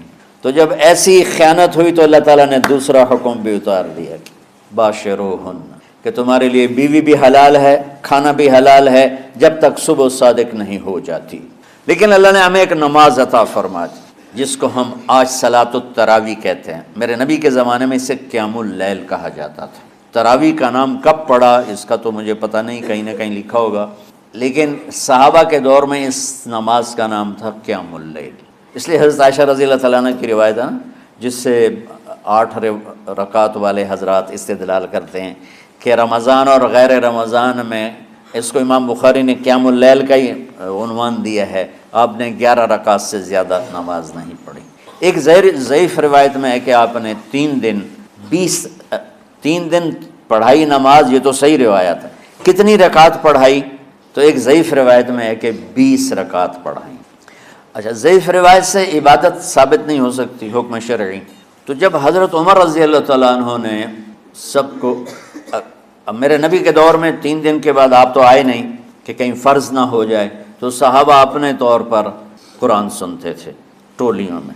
صدیقی دور میں 2 سال وہ فتنوں میں گزرا، تو اس میں بھی اسی طرح چلا کہ ٹولیوں میں ہوتے تھے۔ حضرت عمر رضی اللہ عنہ کے زمانے میں حکومت مضبوط ہو گئی، طاقتور ہو گئے، تو ابتدائی سالوں میں نہیں، چند سالوں کے بعد اب مسجد میں تشریف لائے تو لوگ اس طرح کوئی 4 ادھر 4 ادھر 5 ادھر 10 ادھر 20 ادھر، تو کہنے لگے ان کو ایک امام پہ جمع کر دیا جائے تو کتنا اچھا ہوگا۔ تو آپ نے سب کو اکٹھا کیا اور ابی بن کعب رضی اللہ تعالیٰ عنہ کو امام بنایا، اور سب کو ایک نماز پہ جمع کر کے 20 رکعت کا حکم عطا فرمایا۔ تو حضرت عمر کا یہ عمل اس حدیث کو مضبوط کر دیتا ہے کہ چونکہ میرے نبی نے کہا علیکم بسنتی و سنت الخلفاء الراشدین من بعدی، کہ میری اور میرے خلفاء راشدین کی سنت پر مضبوطی سے عمل کرنا۔ تو حضرت عمر کا جو 20 رکعت طے کرنا ہے، اگر ان کا اپنا اجتہاد ہے تو بھی ہمارے لیے عمل کے لیے کافی ہے، اور اگر ان کو یہ یاد ہے کہ میرے نبی نے 20 پڑھی تھیں تو اور زیادہ اچھی بات ہے، لیکن بہرحال جو 8 پڑھتا ہے ہمارا اس پہ بھی کوئی اعتراض نہیں، چونکہ وہ بھی حدیث کے ساتھ بات کرتا ہے، اور باقی پوری امت 20 پڑھتی ہے، ان پر بھی اعتراض نہیں۔ میں ایک جگہ سے گزر رہا تھا، نماز کا وقت ہو گیا، اہل حدیث کی مسجد تھی، میں وہاں نماز پڑھنے چلا گیا تو ایک بہت بڑا اشتہار لکھا ہوا تھا، 20 تراویح ثابت کرنے والے کو 5 لاکھ روپے انعام۔ کہ کس قدر بے وقوفی ہے اور کس قدر احمقانہ یہ امت کی باتیں ہیں کہ 20 تراویح، سینکڑوں سال سے امت کا عمل 20 تراویح آ رہا ہے۔ تراویح کا نام جو پڑھا مجھے یوں لگتا ہے کہ اہل مکہ، یعنی اہل مکہ جو تھے نا، وہ 4 تراویح پڑھ کے ایک طواف کرتے تھے، تو وہ آرام کے لیے ہوتا، ترویحہ آرام، تھوڑی دیر کا آرام، تو 4 تراویح کے بعد ایک طواف کرتے تھے، وہ چھوٹا سا طواف 10 منٹ میں ختم ہو جاتا تھا، اور پھر 4 تراویح پڑھتے تھے، پھر طواف کرتے تھے، پھر 4 پڑھتے تھے، پھر طواف کرتے تھے۔ یہ صحابہ کے تھوڑے بعد کے دور کی بات۔ تو مدینے والوں کو پتہ چلا کہ مکے والے تو یہ کرتے ہیں، وہ کہنے لگے اساں کی کریے، انہوں نے کہا اسی 40 تراویح پڑھیں گے، 40 رکعت، وہ 40 رکعت پڑھتے تھے۔ تو نوافل میں کوئی سختی نہیں کہ بھائی 8 سے زیادہ نہیں پڑھنی، بدعت ہو جائے گی، اور 20 پڑھنا بدعت ہے، یہ سب جہالت کی بات ہے، اور یہ 8 پڑھ رہے ہیں یہ غلط ہے، یہ بھی حماقت کی بات ہے۔ جو صحیح حدیث سے دلیل پکڑ کے کوئی عمل کرتا ہو تو بھائیو اس سے بحث نہ کیا کرو، مناظرہ نہ کیا کرو، یہ بہت نادانی والی بات، اور امت کا خلق لاکھوں کروڑوں انسانوں کا ایک عمل پہ جمع ہونا، یہ بذات خود اس کی طاقت کی ایک دلیل۔ اور حرمین جب سے میرے رب نے حضرت عمر نے 20 رکعت شروع کی، آج تک وہاں بھی ساری مساجد میں 8 رکعت تراویح ہوتی ہے، لیکن حرمین کی مسجد میں 20 رکعت، ادھر بھی ادھر بھی۔ اور یہ جو وہ وہاں ختم قرآن پہ دعا نہیں مانگی جاتی، یہ کس کا عمل ہے؟ حضرت عثمان کا۔ حضرت عثمان نے اپنے دور خلافت میں تراویح پڑھانے والے سے کہا جب قرآن ختم کرو تو دعا کرنا۔ وہ کہنے لگے جی کیا دعا کروں؟ کہ جو تیرے دل میں آیا کرنا۔ تو ختم قرآن کی رات تراویح کی آخری رکعت میں من الجنت والناس کے بعد دعا کے لیے ہاتھ اٹھانا، یہ حضرت عثمان رضی اللہ تعالیٰ عنہ نے اس کو زندہ فرمایا۔ اور امام دعا کرتا تھا 1 منٹ 10 منٹ 20 منٹ جتنے بھی، اور پیچھے لوگ آمین کہتے تھے۔ وطر کی جماعت نہیں ہوتی تھی، وطر کو باجماعت حضرت مولا علی رضی اللہ تعالیٰ عنہ نے شروع کی کہ وطر کو بھی باجماعت پڑھا جائے، تو یہ ان کی سنت ہے کہ وطر کو باجماعت پڑھا گیا۔ تو اب یہ لہٰذا یہ سارے سنت جو کام ان خلفۂ راشدین سے ہوا وہ بھی سنت ہے۔ تو اللہ نے ہمیں ایک عبادت دے دی کہ میرا قرآن پڑھو اور سنو۔ پہلی امتوں کو تراویح کیوں نہیں تھی یا قیام اللیل کیوں نہیں تھا؟ کہ ان کو اپنی کتاب یاد ہی نہیں ہوتی تھی، وہ اپنی کتاب کے حافظ نہیں ہوتے تھے، وہ اپنی کتاب یاد ہی نہیں کر سکتے تھے، صرف نبی کو یاد ہوتی تھی۔ اللہ نے ہمارے لیے کتنا آسان کر دیا کہ 7 سال کے یہ چھوٹے چھوٹے بچے قرآن یاد کر رہے ہیں، 70 سال کا بوڑھا قرآن یاد کر رہا ہے۔ یہیں یہ مولوی یوسف صاحب کا ساتھی تھا، یا پتہ نہیں ان سے پہلے تھا، سلمان، مولوی سلمان، آج کل امریکہ میں ہوتے ہیں، ہماری ایک شاخ چلا رہے ہیں ماشاءاللہ۔ وہ شروع میں یہاں تھے، تو یہاں تراویح پڑھانے کے لیے ہمارے پاس حافظ کوئی نہیں تھا، وہ حافظ نہیں تھے، وہ صبح بیٹھ کے شام تک 1 سپارہ یاد کرتے اور رات عشاء کی نماز میں سنا دیتے۔ 30 دن میں قرآن یاد کر کے سنا دی۔ مطلب یہ سنی سنائی بات نہیں، ہمارے اسی حسنین، اسی ممبر اور محراب کی بات کہ یہیں اسی مسجد میں انہوں نے صبح سے مغرب تک یاد کرتے تھے اور پھر عشاء میں کھڑے ہو کے سنا دیتے۔ پیچھے ہوتے تھے لقمہ کوئی دینے والا شاید، لیکن بہت خوبصورت پڑھ کے 1 دن میں یاد کر کے سنا دیا۔ اور ایک مجھے نام بھول گیا کہ 3 دن میں قرآن یاد کیا، 10 سپارے 1 دن میں یاد کیے، 10 دوسرے دن میں یاد کیے، 10 تیسرے دن میں یاد کیے۔ وَلَقَدْ يَسَّرْنَاهُ لِلذِّكْرِ وَلَقَدْ يَسَّرْنَا الْقُرْآنَ لِلذِّكْرِ فَهَلْ مِن مُدَّكِرٍ۔ تو اللہ تعالیٰ نے اس کو نصیحت کے لیے بھی آسان کیا ہے اور یاد کرنے کے لیے بھی آسان کیا ہے۔ کوئی کتاب پہلے یاد نہیں ہوتی تھی کسی کو، ماشاءاللہ تم میں کتنے حفاظ بیٹھے ہیں اللہ کے فضل سے۔ اور جب میں ذرا ہمت میں تھا تو میں 3 دن میں قرآن سنتا تھا تراویح میں، 10 سپارے ایک رات میں، 10 سپارے اس سے اگلی 10 سے، پھر ہفتہ ہو گیا، پھر 10 دن ہو گئے، پھر اب 15 دن ہو گئے، اب 20 دن بھی ہو جاتے ہیں۔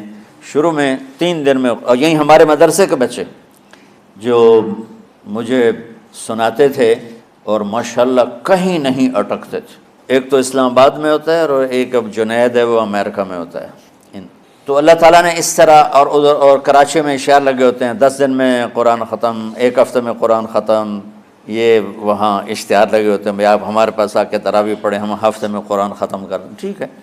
تو اللہ نے ہمیں رات کی نماز عطا فرمائی، اور چونکہ یہ ایک مشقت ہے تو میرے نبی نے کہا یہ رات کی نماز کے ہر سجدے پر 1500 نیکی لکھی جاتی، 1500 نیکی لکھی جاتی، اور اللہ تعالیٰ ہر سجدے پر جنت میں ایک محل بناتا ہے جس کے 60,000 سونے چاندی کے دروازے ہوتے ہیں، اور ایک درخت اس کے لیے لگاتا ہے جس کے نیچے 100 سال گھوڑا دوڑ سکتا ہے۔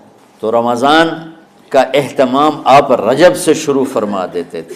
میرے نبی نے 9 رمضان دیکھے، 9 رمضان اپنی زندگی میں، 9 رمضان۔ 10ویں رمضان سے پہلے آپ اللہ کے پاس تشریف لے گئے۔ آپ کی زندگی میں روزے فرض ہونے سے آپ کی وفات تک 9 رمضان گزرے، اور میں قربان جاؤں اپنے نبی پر، اپنی امت پہ کیسی شفقت تھی۔ آپ سحری کھاتے تھے بالکل آخری وقت، ادھر بلال اذان دے رہا ہے اور ادھر آپ آخری لقمہ کھا رہے ہیں، اور ادھر سورج نیچے ہوا اور آپ کھجور منہ میں۔ ایک آدمی اوپر کھڑا ہوتا تھا مدینے میں تو وہ چھت پہ، گھر کی چھت پہ کھڑا ہوتا تھا، سفر میں ہے تو وہ کسی پہاڑی پہ کھڑا ہوتا تھا، جو ہی سورج کا کنارہ نیچے جاتا اب فوراً وہ کہتا یا رسول اللہ قد غربت، تو آپ کھجور منہ میں ڈال لیتے تھے، یا پانی، کبھی پانی سے افطار فرماتے تھے، کبھی کھجور سے افطار فرماتے تھے، کہ میری امت پہ بھوک کا وقت کم سے کم آئے۔ آج کل جو یہ ہمارے افطاری کے اوقات ہیں نا، یہ سورج ڈوبنے کے بھی 2-2.5 منٹ بعد کے ہیں، کہ احتیاطاً، ٹھیک ہے چلو احتیاط کر لو کوئی مسئلہ نہیں، لیکن اصل ہے ادھر چونکہ اب سورج ہمیں نظر ہی نہیں آتا ہے، اس طرح ہم گھرے ہوئے ہیں شہروں میں، دیہاتوں میں بھی اب اس طرح کا ماحول ہے کہ وہ نظر نہیں آتا ہے، تو بہتر کہ ادھر سورج غائب ہو، ادھر لقمہ منہ میں جائے، لیکن یہ تب ہے جب اب نظر آ رہا ہو۔ اب جب اب یہاں بیٹھے ہو حسنین میں تو یہاں تو کوئی سورج نظر نہیں آئے گا، یہاں تو منار ہی نظر آئے گا، تو لہٰذا احتیاط ٹھیک۔ ہمارے اہل حدیث بھائی وہ 2 منٹ پہلے ہم سے افطار کرتے ہیں، تو بڑی اچھی بات ہے کہ سورج کے غروب ہونے کا جو اصل وقت ہے اس کے ساتھ ہی افطار کرنا۔ اور سحری میں ایک واقعہ سناتا ہوں، آپ سحری کھا رہے تھے، بکرے کی سری پکی ہوئی تھی، تو مولا علی رضی اللہ تعالیٰ عنہ اور عرباض بن ساریہ رضی اللہ تعالیٰ عنہ آپ کے ساتھ کھانا کھا رہے تھے، تو حضرت بلال ہے، یا رسول اللہ وقت ختم ہو گیا ہے، میں اذان دینے جا رہا ہوں، آپ برائے مہربانی کھانا پینا بند کریں، اور یہ کہہ کر چلے گئے۔ چھت، ایک انصاری عورت تھی، اس کے گھر کی چھت پہ چڑھ کے اذان دیتے تھے، چڑھنے لگے تو پھر واپس آئے کہ دیکھوں اللہ کے نبی نے کھانا چھوڑ دیا یا نہیں، آ کے دیکھا تو وہ کھا رہے تھے، انہوں نے کہا یا رسول اللہ واللہ لقد اصبحت، یا رسول اللہ اللہ کی قسم سحری کا وقت ختم ہو گیا، صبح ہو گئی۔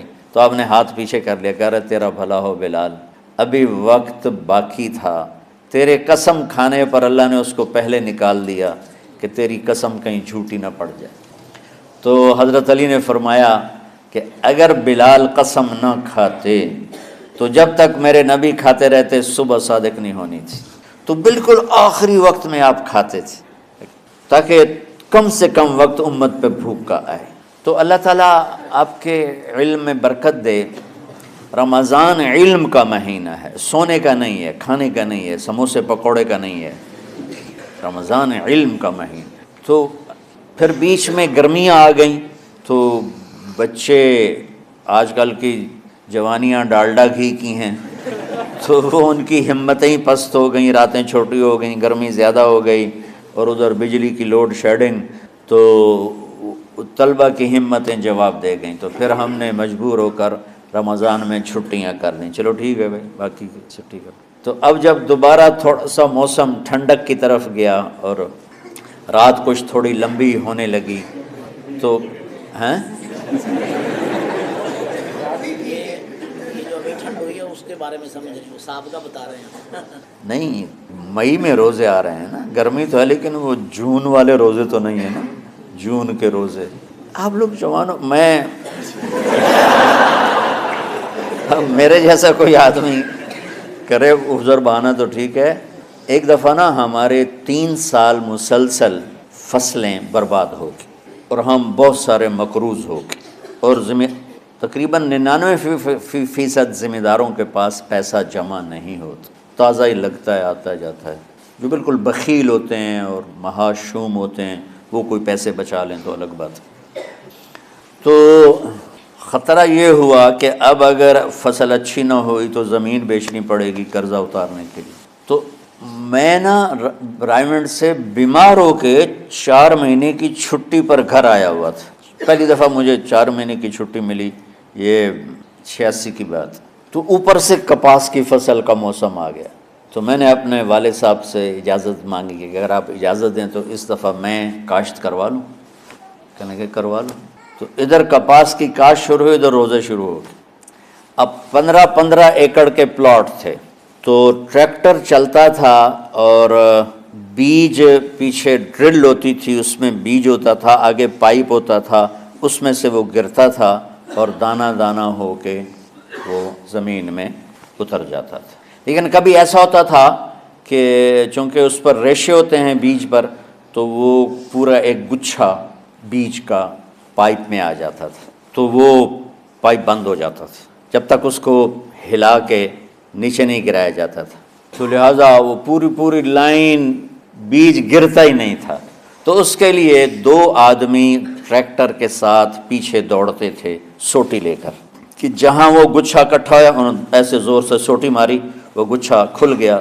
میرے ملازم روزے کے بغیر ہوتے تھے, میں روزہ رکھ کے 15 ایکڑ دوڑتا تھا جون میں, مئی میں. اور میں نوکروں پہ اعتبار نہیں کرتا تھا کیونکہ معاملہ تو بہت حساس ہو چکا تھا کہ یا ادھر یا ادھر ایسا سیزن آ رہا ہے. تو نوکر دوڑ رہے ہوتے تھے, لیکن میں اس خطرے سے کہ پتہ نہیں غفلت نہ کریں, میں چادر لے کر گیلی کر کے یوں سر پہ لپیٹ لیتا تھا اور گردن پہ لپیٹ کر 15 ایکڑ کے پلاٹ میں میں پیچھے نوکروں کے ساتھ دوڑ لگاتا تھا. اور سوٹی میرے بھی ہاتھ میں ہوتی تھی, میں اپنے لے لیے 3-4 لائنیں میں اپنے لیے طے کر لیتا تھا, اور ادھر ان کی وہ لائنوں کو بھی دیکھتا رہتا تھا کہ کہیں کوئی غفلت تو نہیں کر رہے. اور وہ کہتے میاں صاحب تسی کیویں ٹرے جاندے ہو. اچھا, وہ ہر چکر کے بعد لسی پیتے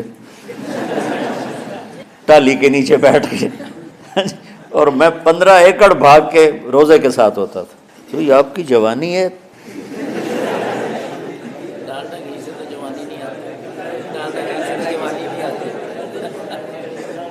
تو اللہ نے میرے جی میں ڈالا کہ اب دوبارہ, بلکہ تمہارے استادوں کے جی میں یہ بات آئی, مجھ سے تو صرف انہوں نے پوچھا کہ اب دوبارہ اس طرح کر دیں, تو میں نے کہا ضرور کر دو, کہ رمضان میں دوبارہ تعلیم شروع ہو. شب قدر اس میں ہے, اللہ کا عرش پہلے آسمانوں پر ہے, سارا دن ساری رات اللہ کے اعلان ہو رہے ہیں, کوئی بخشش چاہنے والا, کوئی معافی چاہنے والا, کوئی رزق چاہنے والا, کوئی ہدایت چاہنے والا, کوئی شفا چاہنے والا, اور فرشتوں کے اعلان ہو رہے ہیں بھلائی کرنے والے آگے بڑھ, برائی کرنے والے بس کر دے. تو جو رحمت رمضان میں, میرے نبی نے فرمایا اگر میری امت کو پتہ چل جائے کہ رمضان کیا ہے تو یہ تمنا کریں گے کہ کاش سارا سال ہی رمضان ہوتا. تو بچوں, آپ خوش قسمت ہیں کہ آپ کا جو رمضان ہے وہ علم کی طلب میں ہے. اس میں اگر آپ سوئے بھی ہوگے نا تو آپ کو وہ اجر ملے گا جو نفلیں پڑھنے والوں کو بھی نہیں ملے گا. نہیں, میں صحیح کہہ رہا ہوں. ایک شخص آیا کہ یا رسول اللہ, اب دیکھو آپ اللہ کے راستے میں ہو, آپ اللہ کے راستے میں ہو. ایک شخص آیا, یا رسول اللہ کیا میں کچھ مال خرچ کر کے اللہ کے راستے میں جانے والے کا اجر لے سکتا ہوں؟ من خرج فی طلب العلم فہو فی سبیل اللہ. آپ نے فرمایا کتنے تیرے پاس؟ کہنے لگا جی 6000.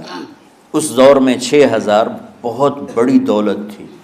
تو آپ نے اسے فرمایا کہ تو 6000 تو کچھ کہہ رہا ہے, اور میں یہ کہہ رہا ہوں تو سارے بھی خرچ کر دے, تو جو اللہ کے راستے میں سویا ہوا ہے اس کی نیند کے اجر کو بھی نہیں پا سکتے۔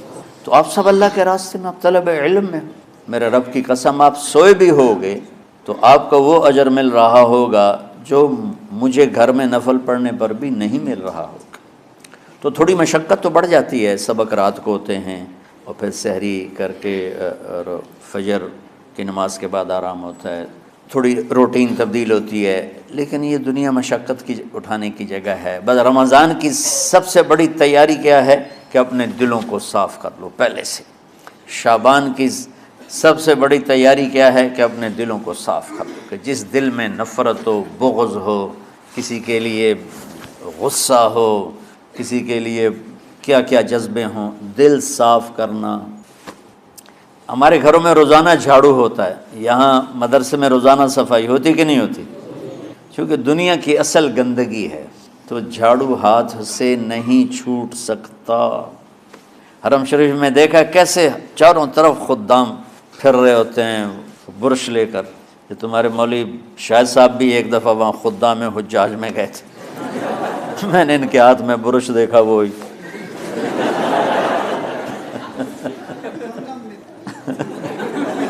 وہ حرم ہی ہے۔ کون سا سن تھا؟ 97۔ تو دل پہ غبار ایسے آتا ہے جیسے صحن میں غبار آتا ہے، دل پہ گندگی ایسے آتی ہے جیسے صحن میں آتی ہے۔ تو ہم نے نظام بنایا ہوا ہے، لوگ مقرر ہیں وہ روزانہ جھاڑو دیتے ہیں۔ تمہارا دل ایک آنگن ہے، ایک صحن ہے، اس میں بغض، نفرت، حسد، پتہ نہیں کیا کیا گندگیاں آئیں گی اور آتی رہیں گی۔ بچوں ایک کام کرو، جھاڑو پکڑ لو، صاف کرو۔ یا اللہ معاملہ تجھ سے کرنا ہے، لوگوں سے نہیں۔ کسی نے برا کہا، کسی نے غیبت کی، کسی نے گالی دی، کسی نے دھکا دیا، کسی نے حق مارا، کسی نے کچھ کیا، یا اللہ تیرے سپرد۔ میں نے اپنے دل کو سب سے صاف کیا، میں نے اپنے دل کو سب سے صاف کیا۔ یہ اتنی بڑی عبادت ہے کہ بڑے بڑے نفلوں والے، تہجد والے، حج عمرے روزے والے تمہیں نہیں پکڑ سکیں گے، کیونکہ اس کا کرنے والا دنیا میں کوئی نہیں۔ نفل پڑھنے والے تو بے شمار ہیں، عمرے کرنے والے بے شمار ہیں، علماء بے شمار ہیں، حاجی بے شمار ہیں، سخاوت کرنے والے بے شمار ہیں، لیکن اس ٹکڑے کو صاف کرنے والا لاکھوں میں ایک بھی نہیں ہے۔ مشکل کام ہے، آپ یہ سیکھ لیں، صاف کرو، صاف کرو، صاف کرو۔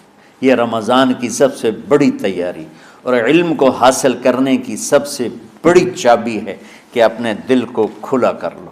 کوئی چیز خالی ہوگی تو کچھ آئے گا۔ جس دل میں بغض بھرا ہو، نفرت بھری ہو، حسد بھرا ہو، کینہ بھرا ہو، اس میں خاک آئے گا، اس میں تو علم کی ایک کرن بھی نہیں آئے گی۔ اس زبان سے چاہے جتنے مرضی موتی بکھیرے، دل اس کا اندھا ہوگا۔ لا تعمل الابصار ولكن تعمل القلوب التي في الصدور۔ یہ آنکھوں سے اندھے نہیں، دل سے اندھے ہیں۔ تو بچوں اپنے دل کو صاف کرنا سیکھو۔ وہ کتنی مشہور حدیث ہے، آپ نے کہا اس دروازے سے ایک جنتی آ رہا ہے۔ تو ایک انصاری صحابی داخل ہوئے، جوتا ہاتھ میں، داڑھی میں وضو کا پانی۔ اگلے دن اس دروازے سے ایک جنتی آ رہا ہے، تو ایک صحابی آئے، ہاتھ میں جوتا، داڑھی میں وضو کا پانی۔ وہی صحابی اگلے دن اس دروازے سے ایک جنتی آ رہا ہے، تو وہی صحابی 3 دن جنت کی بشارت لی انہوں نے۔ اس صحابہ کی جماعت میں ایک شخص ہیں جن کا نام ہے عبداللہ بن عمر بن عاص۔ ان سے بڑا عبادت گزار صحابہ میں کوئی نہیں تھا، نہ سابقین میں نہ متاخرین میں، نہ پہلوں میں نہ بعد والوں میں۔ ان کی عبادت کیا تھی؟ ساری رات جاگنا، سارے دن کا روزہ، اور ایک ختم قرآن صبح سے شام تک۔ اتنی اللہ نے طاقت دی تھی۔ پھر وہ غلو والی بات آ گئی، ایکسٹریم ہونے والی بات آ گئی۔ ان کی شادی والی رات حجلہ عروسی میں داخل ہو رہے ہیں، دلہن کے کمرے میں داخل ہو رہے ہیں، اور مصلی بچھا کے اللہ اکبر، اور دیر نفل تے نفل، دیر نفل تے نفل۔ تو ان کی بیگم نے دیکھا تو وہ بھی خیر کا زمانہ تھا، انہوں نے بھی وضو کیا اور پیچھے مصلی بچھا کے وہ بھی فجر تک نفل پڑھتے رہے۔ صبح ہوئی تو حضرت عمر بن عاص رضی اللہ عنہ نے پوچھا، بیٹی رات کیسی گزری؟ کہا جی ماشاءاللہ آپ کے بیٹے تو بڑے عبادت گزار ہیں، ساری رات نفلوں میں ہی گزری۔ تو وہ ان کو شکایت کر دی۔ حضرت عمر بن عاص کو اتنا غصہ چڑھا، بیٹے کو تو کچھ نہیں کہا، کتنی حکمت کی بات ہے۔ سیدھے گئے اللہ کے نبی کے پاس، یا رسول اللہ یہ عبداللہ دیکھیں کیسا نادان ہے، اس کی شادی کی ساری رات نفل پڑھتا رہا۔ تو آپ کہتے ہیں ماشاء اللہ کتنی بڑی بات ہے، نفلوں میں گزر گئی، رات بھی نفلوں میں گزر گئی۔ جیسے بعض وہ تبلیغ والے کہتے ہیں بچے کی ٹانگ ٹوٹ گئی پھر بھی گشت نہیں چھوڑا۔ کیسے احمقانہ باتیں کرتے۔ تو آپ نے حضرت عبداللہ بن عمر کو بلا کے ڈانٹا کہ تو نے مہینے میں 3 دن روزے رکھنے ہیں، بس اس سے زیادہ نہیں رکھنے، اور ہفتے میں 1 قرآن ختم کرنا ہے۔ کہا یا رسول اللہ میرے اندر طاقت زیادہ ہے۔ پھر اچھا 15 دن روزے رکھنے ہیں، کہ نہیں میرے اندر طاقت زیادہ ہے۔ آپ اس کو تھوڑا تھوڑا کر کے گھٹاتے رہے، اور وہ ہر دفعہ نہیں یا رسول اللہ میرے اندر طاقت زیادہ ہے۔ تو آخر میں آپ نے کہا اچھا چلو 100 میں داؤدی پہ آ جاؤ، 1 دن روزہ رکھو، 1 دن افطار کرو، اور 3 دن سے پہلے قرآن ختم نہیں کرنا۔ تو آپ نے اس کو پیچھے کیا۔ یہ بیٹھے تھے اس محفل میں، ان کے دل میں آیا کیا یہ بزرگ مجھ سے زیادہ عبادت کرتے؟ رات میں ساری جاگتا ہوں، دن روزہ رکھتا ہوں، 1 ختم کرتا ہوں، تو جنت کی بشارت تو مجھے ملنی چاہیے تھی، ان کو کیسے مل رہی؟ یہ کسی کتاب میں نہیں لکھا کہ یہ ان کا جذبہ تھا، لیکن جو کہ میں ان کی سیرت کو جانتا ہوں تو مجھے خیال آتا ہے کہ ان کی نفسیات میں یہ بات آئی ہوگی، چونکہ صرف انہی کو خیال آیا کہ میں جا کے دیکھتا ہوں کہ یہ بزرگ کیا کرتے ہیں۔ تو ان کے پاس پہنچ گئے، چاچا ذرا، وہ ادھیڑ عمر تھے، چاچا وہ میرے ابا تھوڑے ناراض ہیں تو کچھ دن آپ کے پاس گزارنا کا، بیٹا بسم اللہ آ جاؤ۔ اب رات ہوتے ہی عشاء کی نماز پڑھ کے انہوں نے جلدی سے چادر اوپر لی اور یوں سراغ کر کے ان چاچے کو دیکھنے لگے ایسے کر کہ اب یہ کیا ساری رات سجدہ کرے گا، اور ساری رات روتے روتے روتے روتے مصلی گلا ہو جائے گا، یا ساری رات رکوع کرے گا، ساری رات قیام کرے گا، ساری رات قرآن پڑھے گا، اس تصور سے یوں دیکھ رہے۔ اور وہ بزرگ صحابی تشریف لائے، سرانے پہ سر رکھا، اللہم بسمک اموت و احیا، ہو گئے۔ اب یہ دیکھ رہے ہیں ابھی اٹھیں گے، ابھی اٹھیں گے، ابھی اٹھیں گے، اٹھے نا، فجر کی اذان پہ اٹھے۔ اب یہ تو حیران پریشان ہو گئے کہ یہ کیا ہو؟ اس زمانے میں تو منافق تہجد نہیں چھوڑتے تھے ڈر کے مارے کہ پتہ نہ چل جائے ہمارے کفر کا، تو یہ چاچا جنت بھی لے گیا تو ستا بھی پیا کہ چلو کل دیکھوں گا۔ اگلی رات پھر چادر سر پہ کر کے اور یوں سوراخ کر کے لیٹے ہوئے اور دیکھ رہے۔ چاچا پھر تشریف لے اور سرانے پہ سر رکھا، اللہم بسمک اموت و احیا، ہو گئے۔ فجر کی اذان پہ اٹھے، یہ اور پریشان ہو گئے کہ میرا نبی کا فرمان تو سچا ہے، اس میں تو شک بھی کفر ہے، لیکن عمل کیا ہے جس پر اس کو جنت کی بشارت ملی؟ 2 رکعت نفل بھی نہیں۔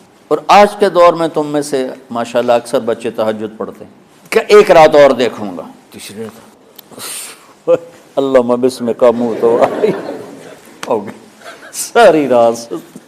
تو تیسری رات پھٹ پڑے عبداللہ بن عمر، کہنے لگے چاچا میری ابا سے کوئی لڑائی نہیں تھی، 3 دن میں تیرے بارے میں سنتا رہا، جنتی جنتی جنتی، میں دیکھنے آیا تھا کہ آپ کیا کرتے ہیں، آپ تو کچھ بھی نہیں کرتے ہو، ساری رات سوتے رہتے ہو، اب کیا کرتے ہو؟ انہوں نے کہا بیٹا یہی ہے جو تم نے دیکھا ہے۔ اب ان کو سمجھ میں نہیں آ رہا کہ یہ جوڑ کیسے بٹھاؤں، ادھر جنت کی بشارت، ادھر ساری رات خراٹے، اب یہ اس میں جوڑ کیسے بٹھاؤں، کیونکہ نبی کی بات تو غلط ہو نہیں سکتی۔ تو اب وہ نا ایسے نا بڑے بے دل سے ہو کر واپس مڑے، پتہ نہیں کی چکر ہوئے گی کوئی گل۔ جب وہ دروازے تک پہنچے تو کہنے لگے بیٹا ادھر آنا، واپس آ گئے۔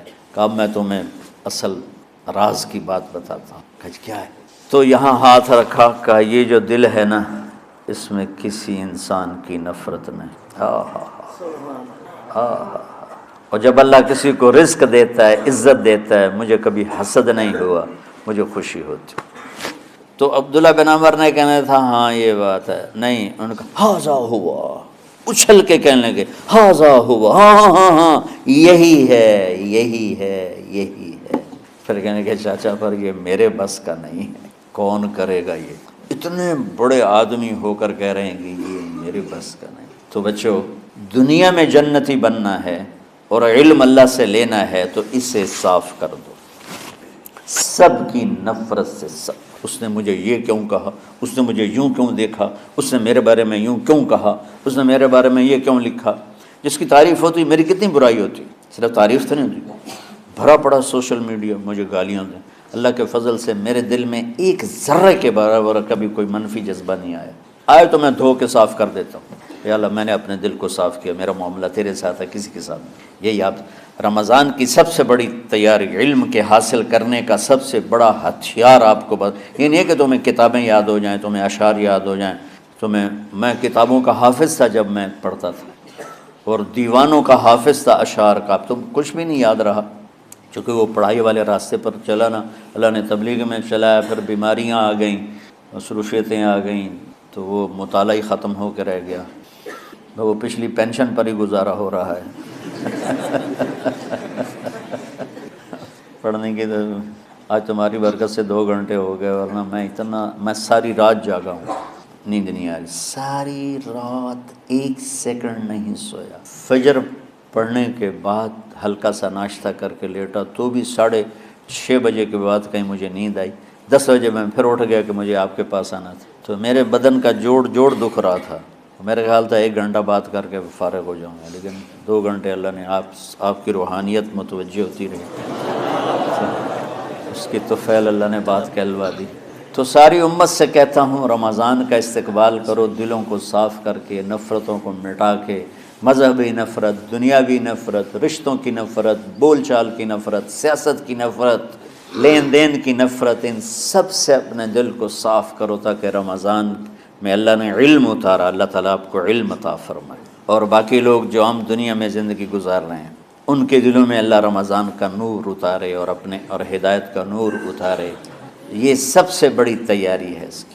اور آپ میں جو حفاظ ہیں وہ ترتیب بناؤ، آپ کے اعزازے بنائیں گے، آپ الگ الگ اپنا یہاں ٹولیوں میں بٹ کے، جیسے ماشاءاللہ پہلے ہوتا تھا، اپنا قرآن سناؤ، 10 دن میں سناؤ، ہفتہ میں سناؤ، 20 دن میں سناؤ، 3 دن میں سناؤ، تمہاری مرضی ہے، لیکن یہاں فضا بنے، چاروں طرف قرآن پڑھا جا رہا ہو۔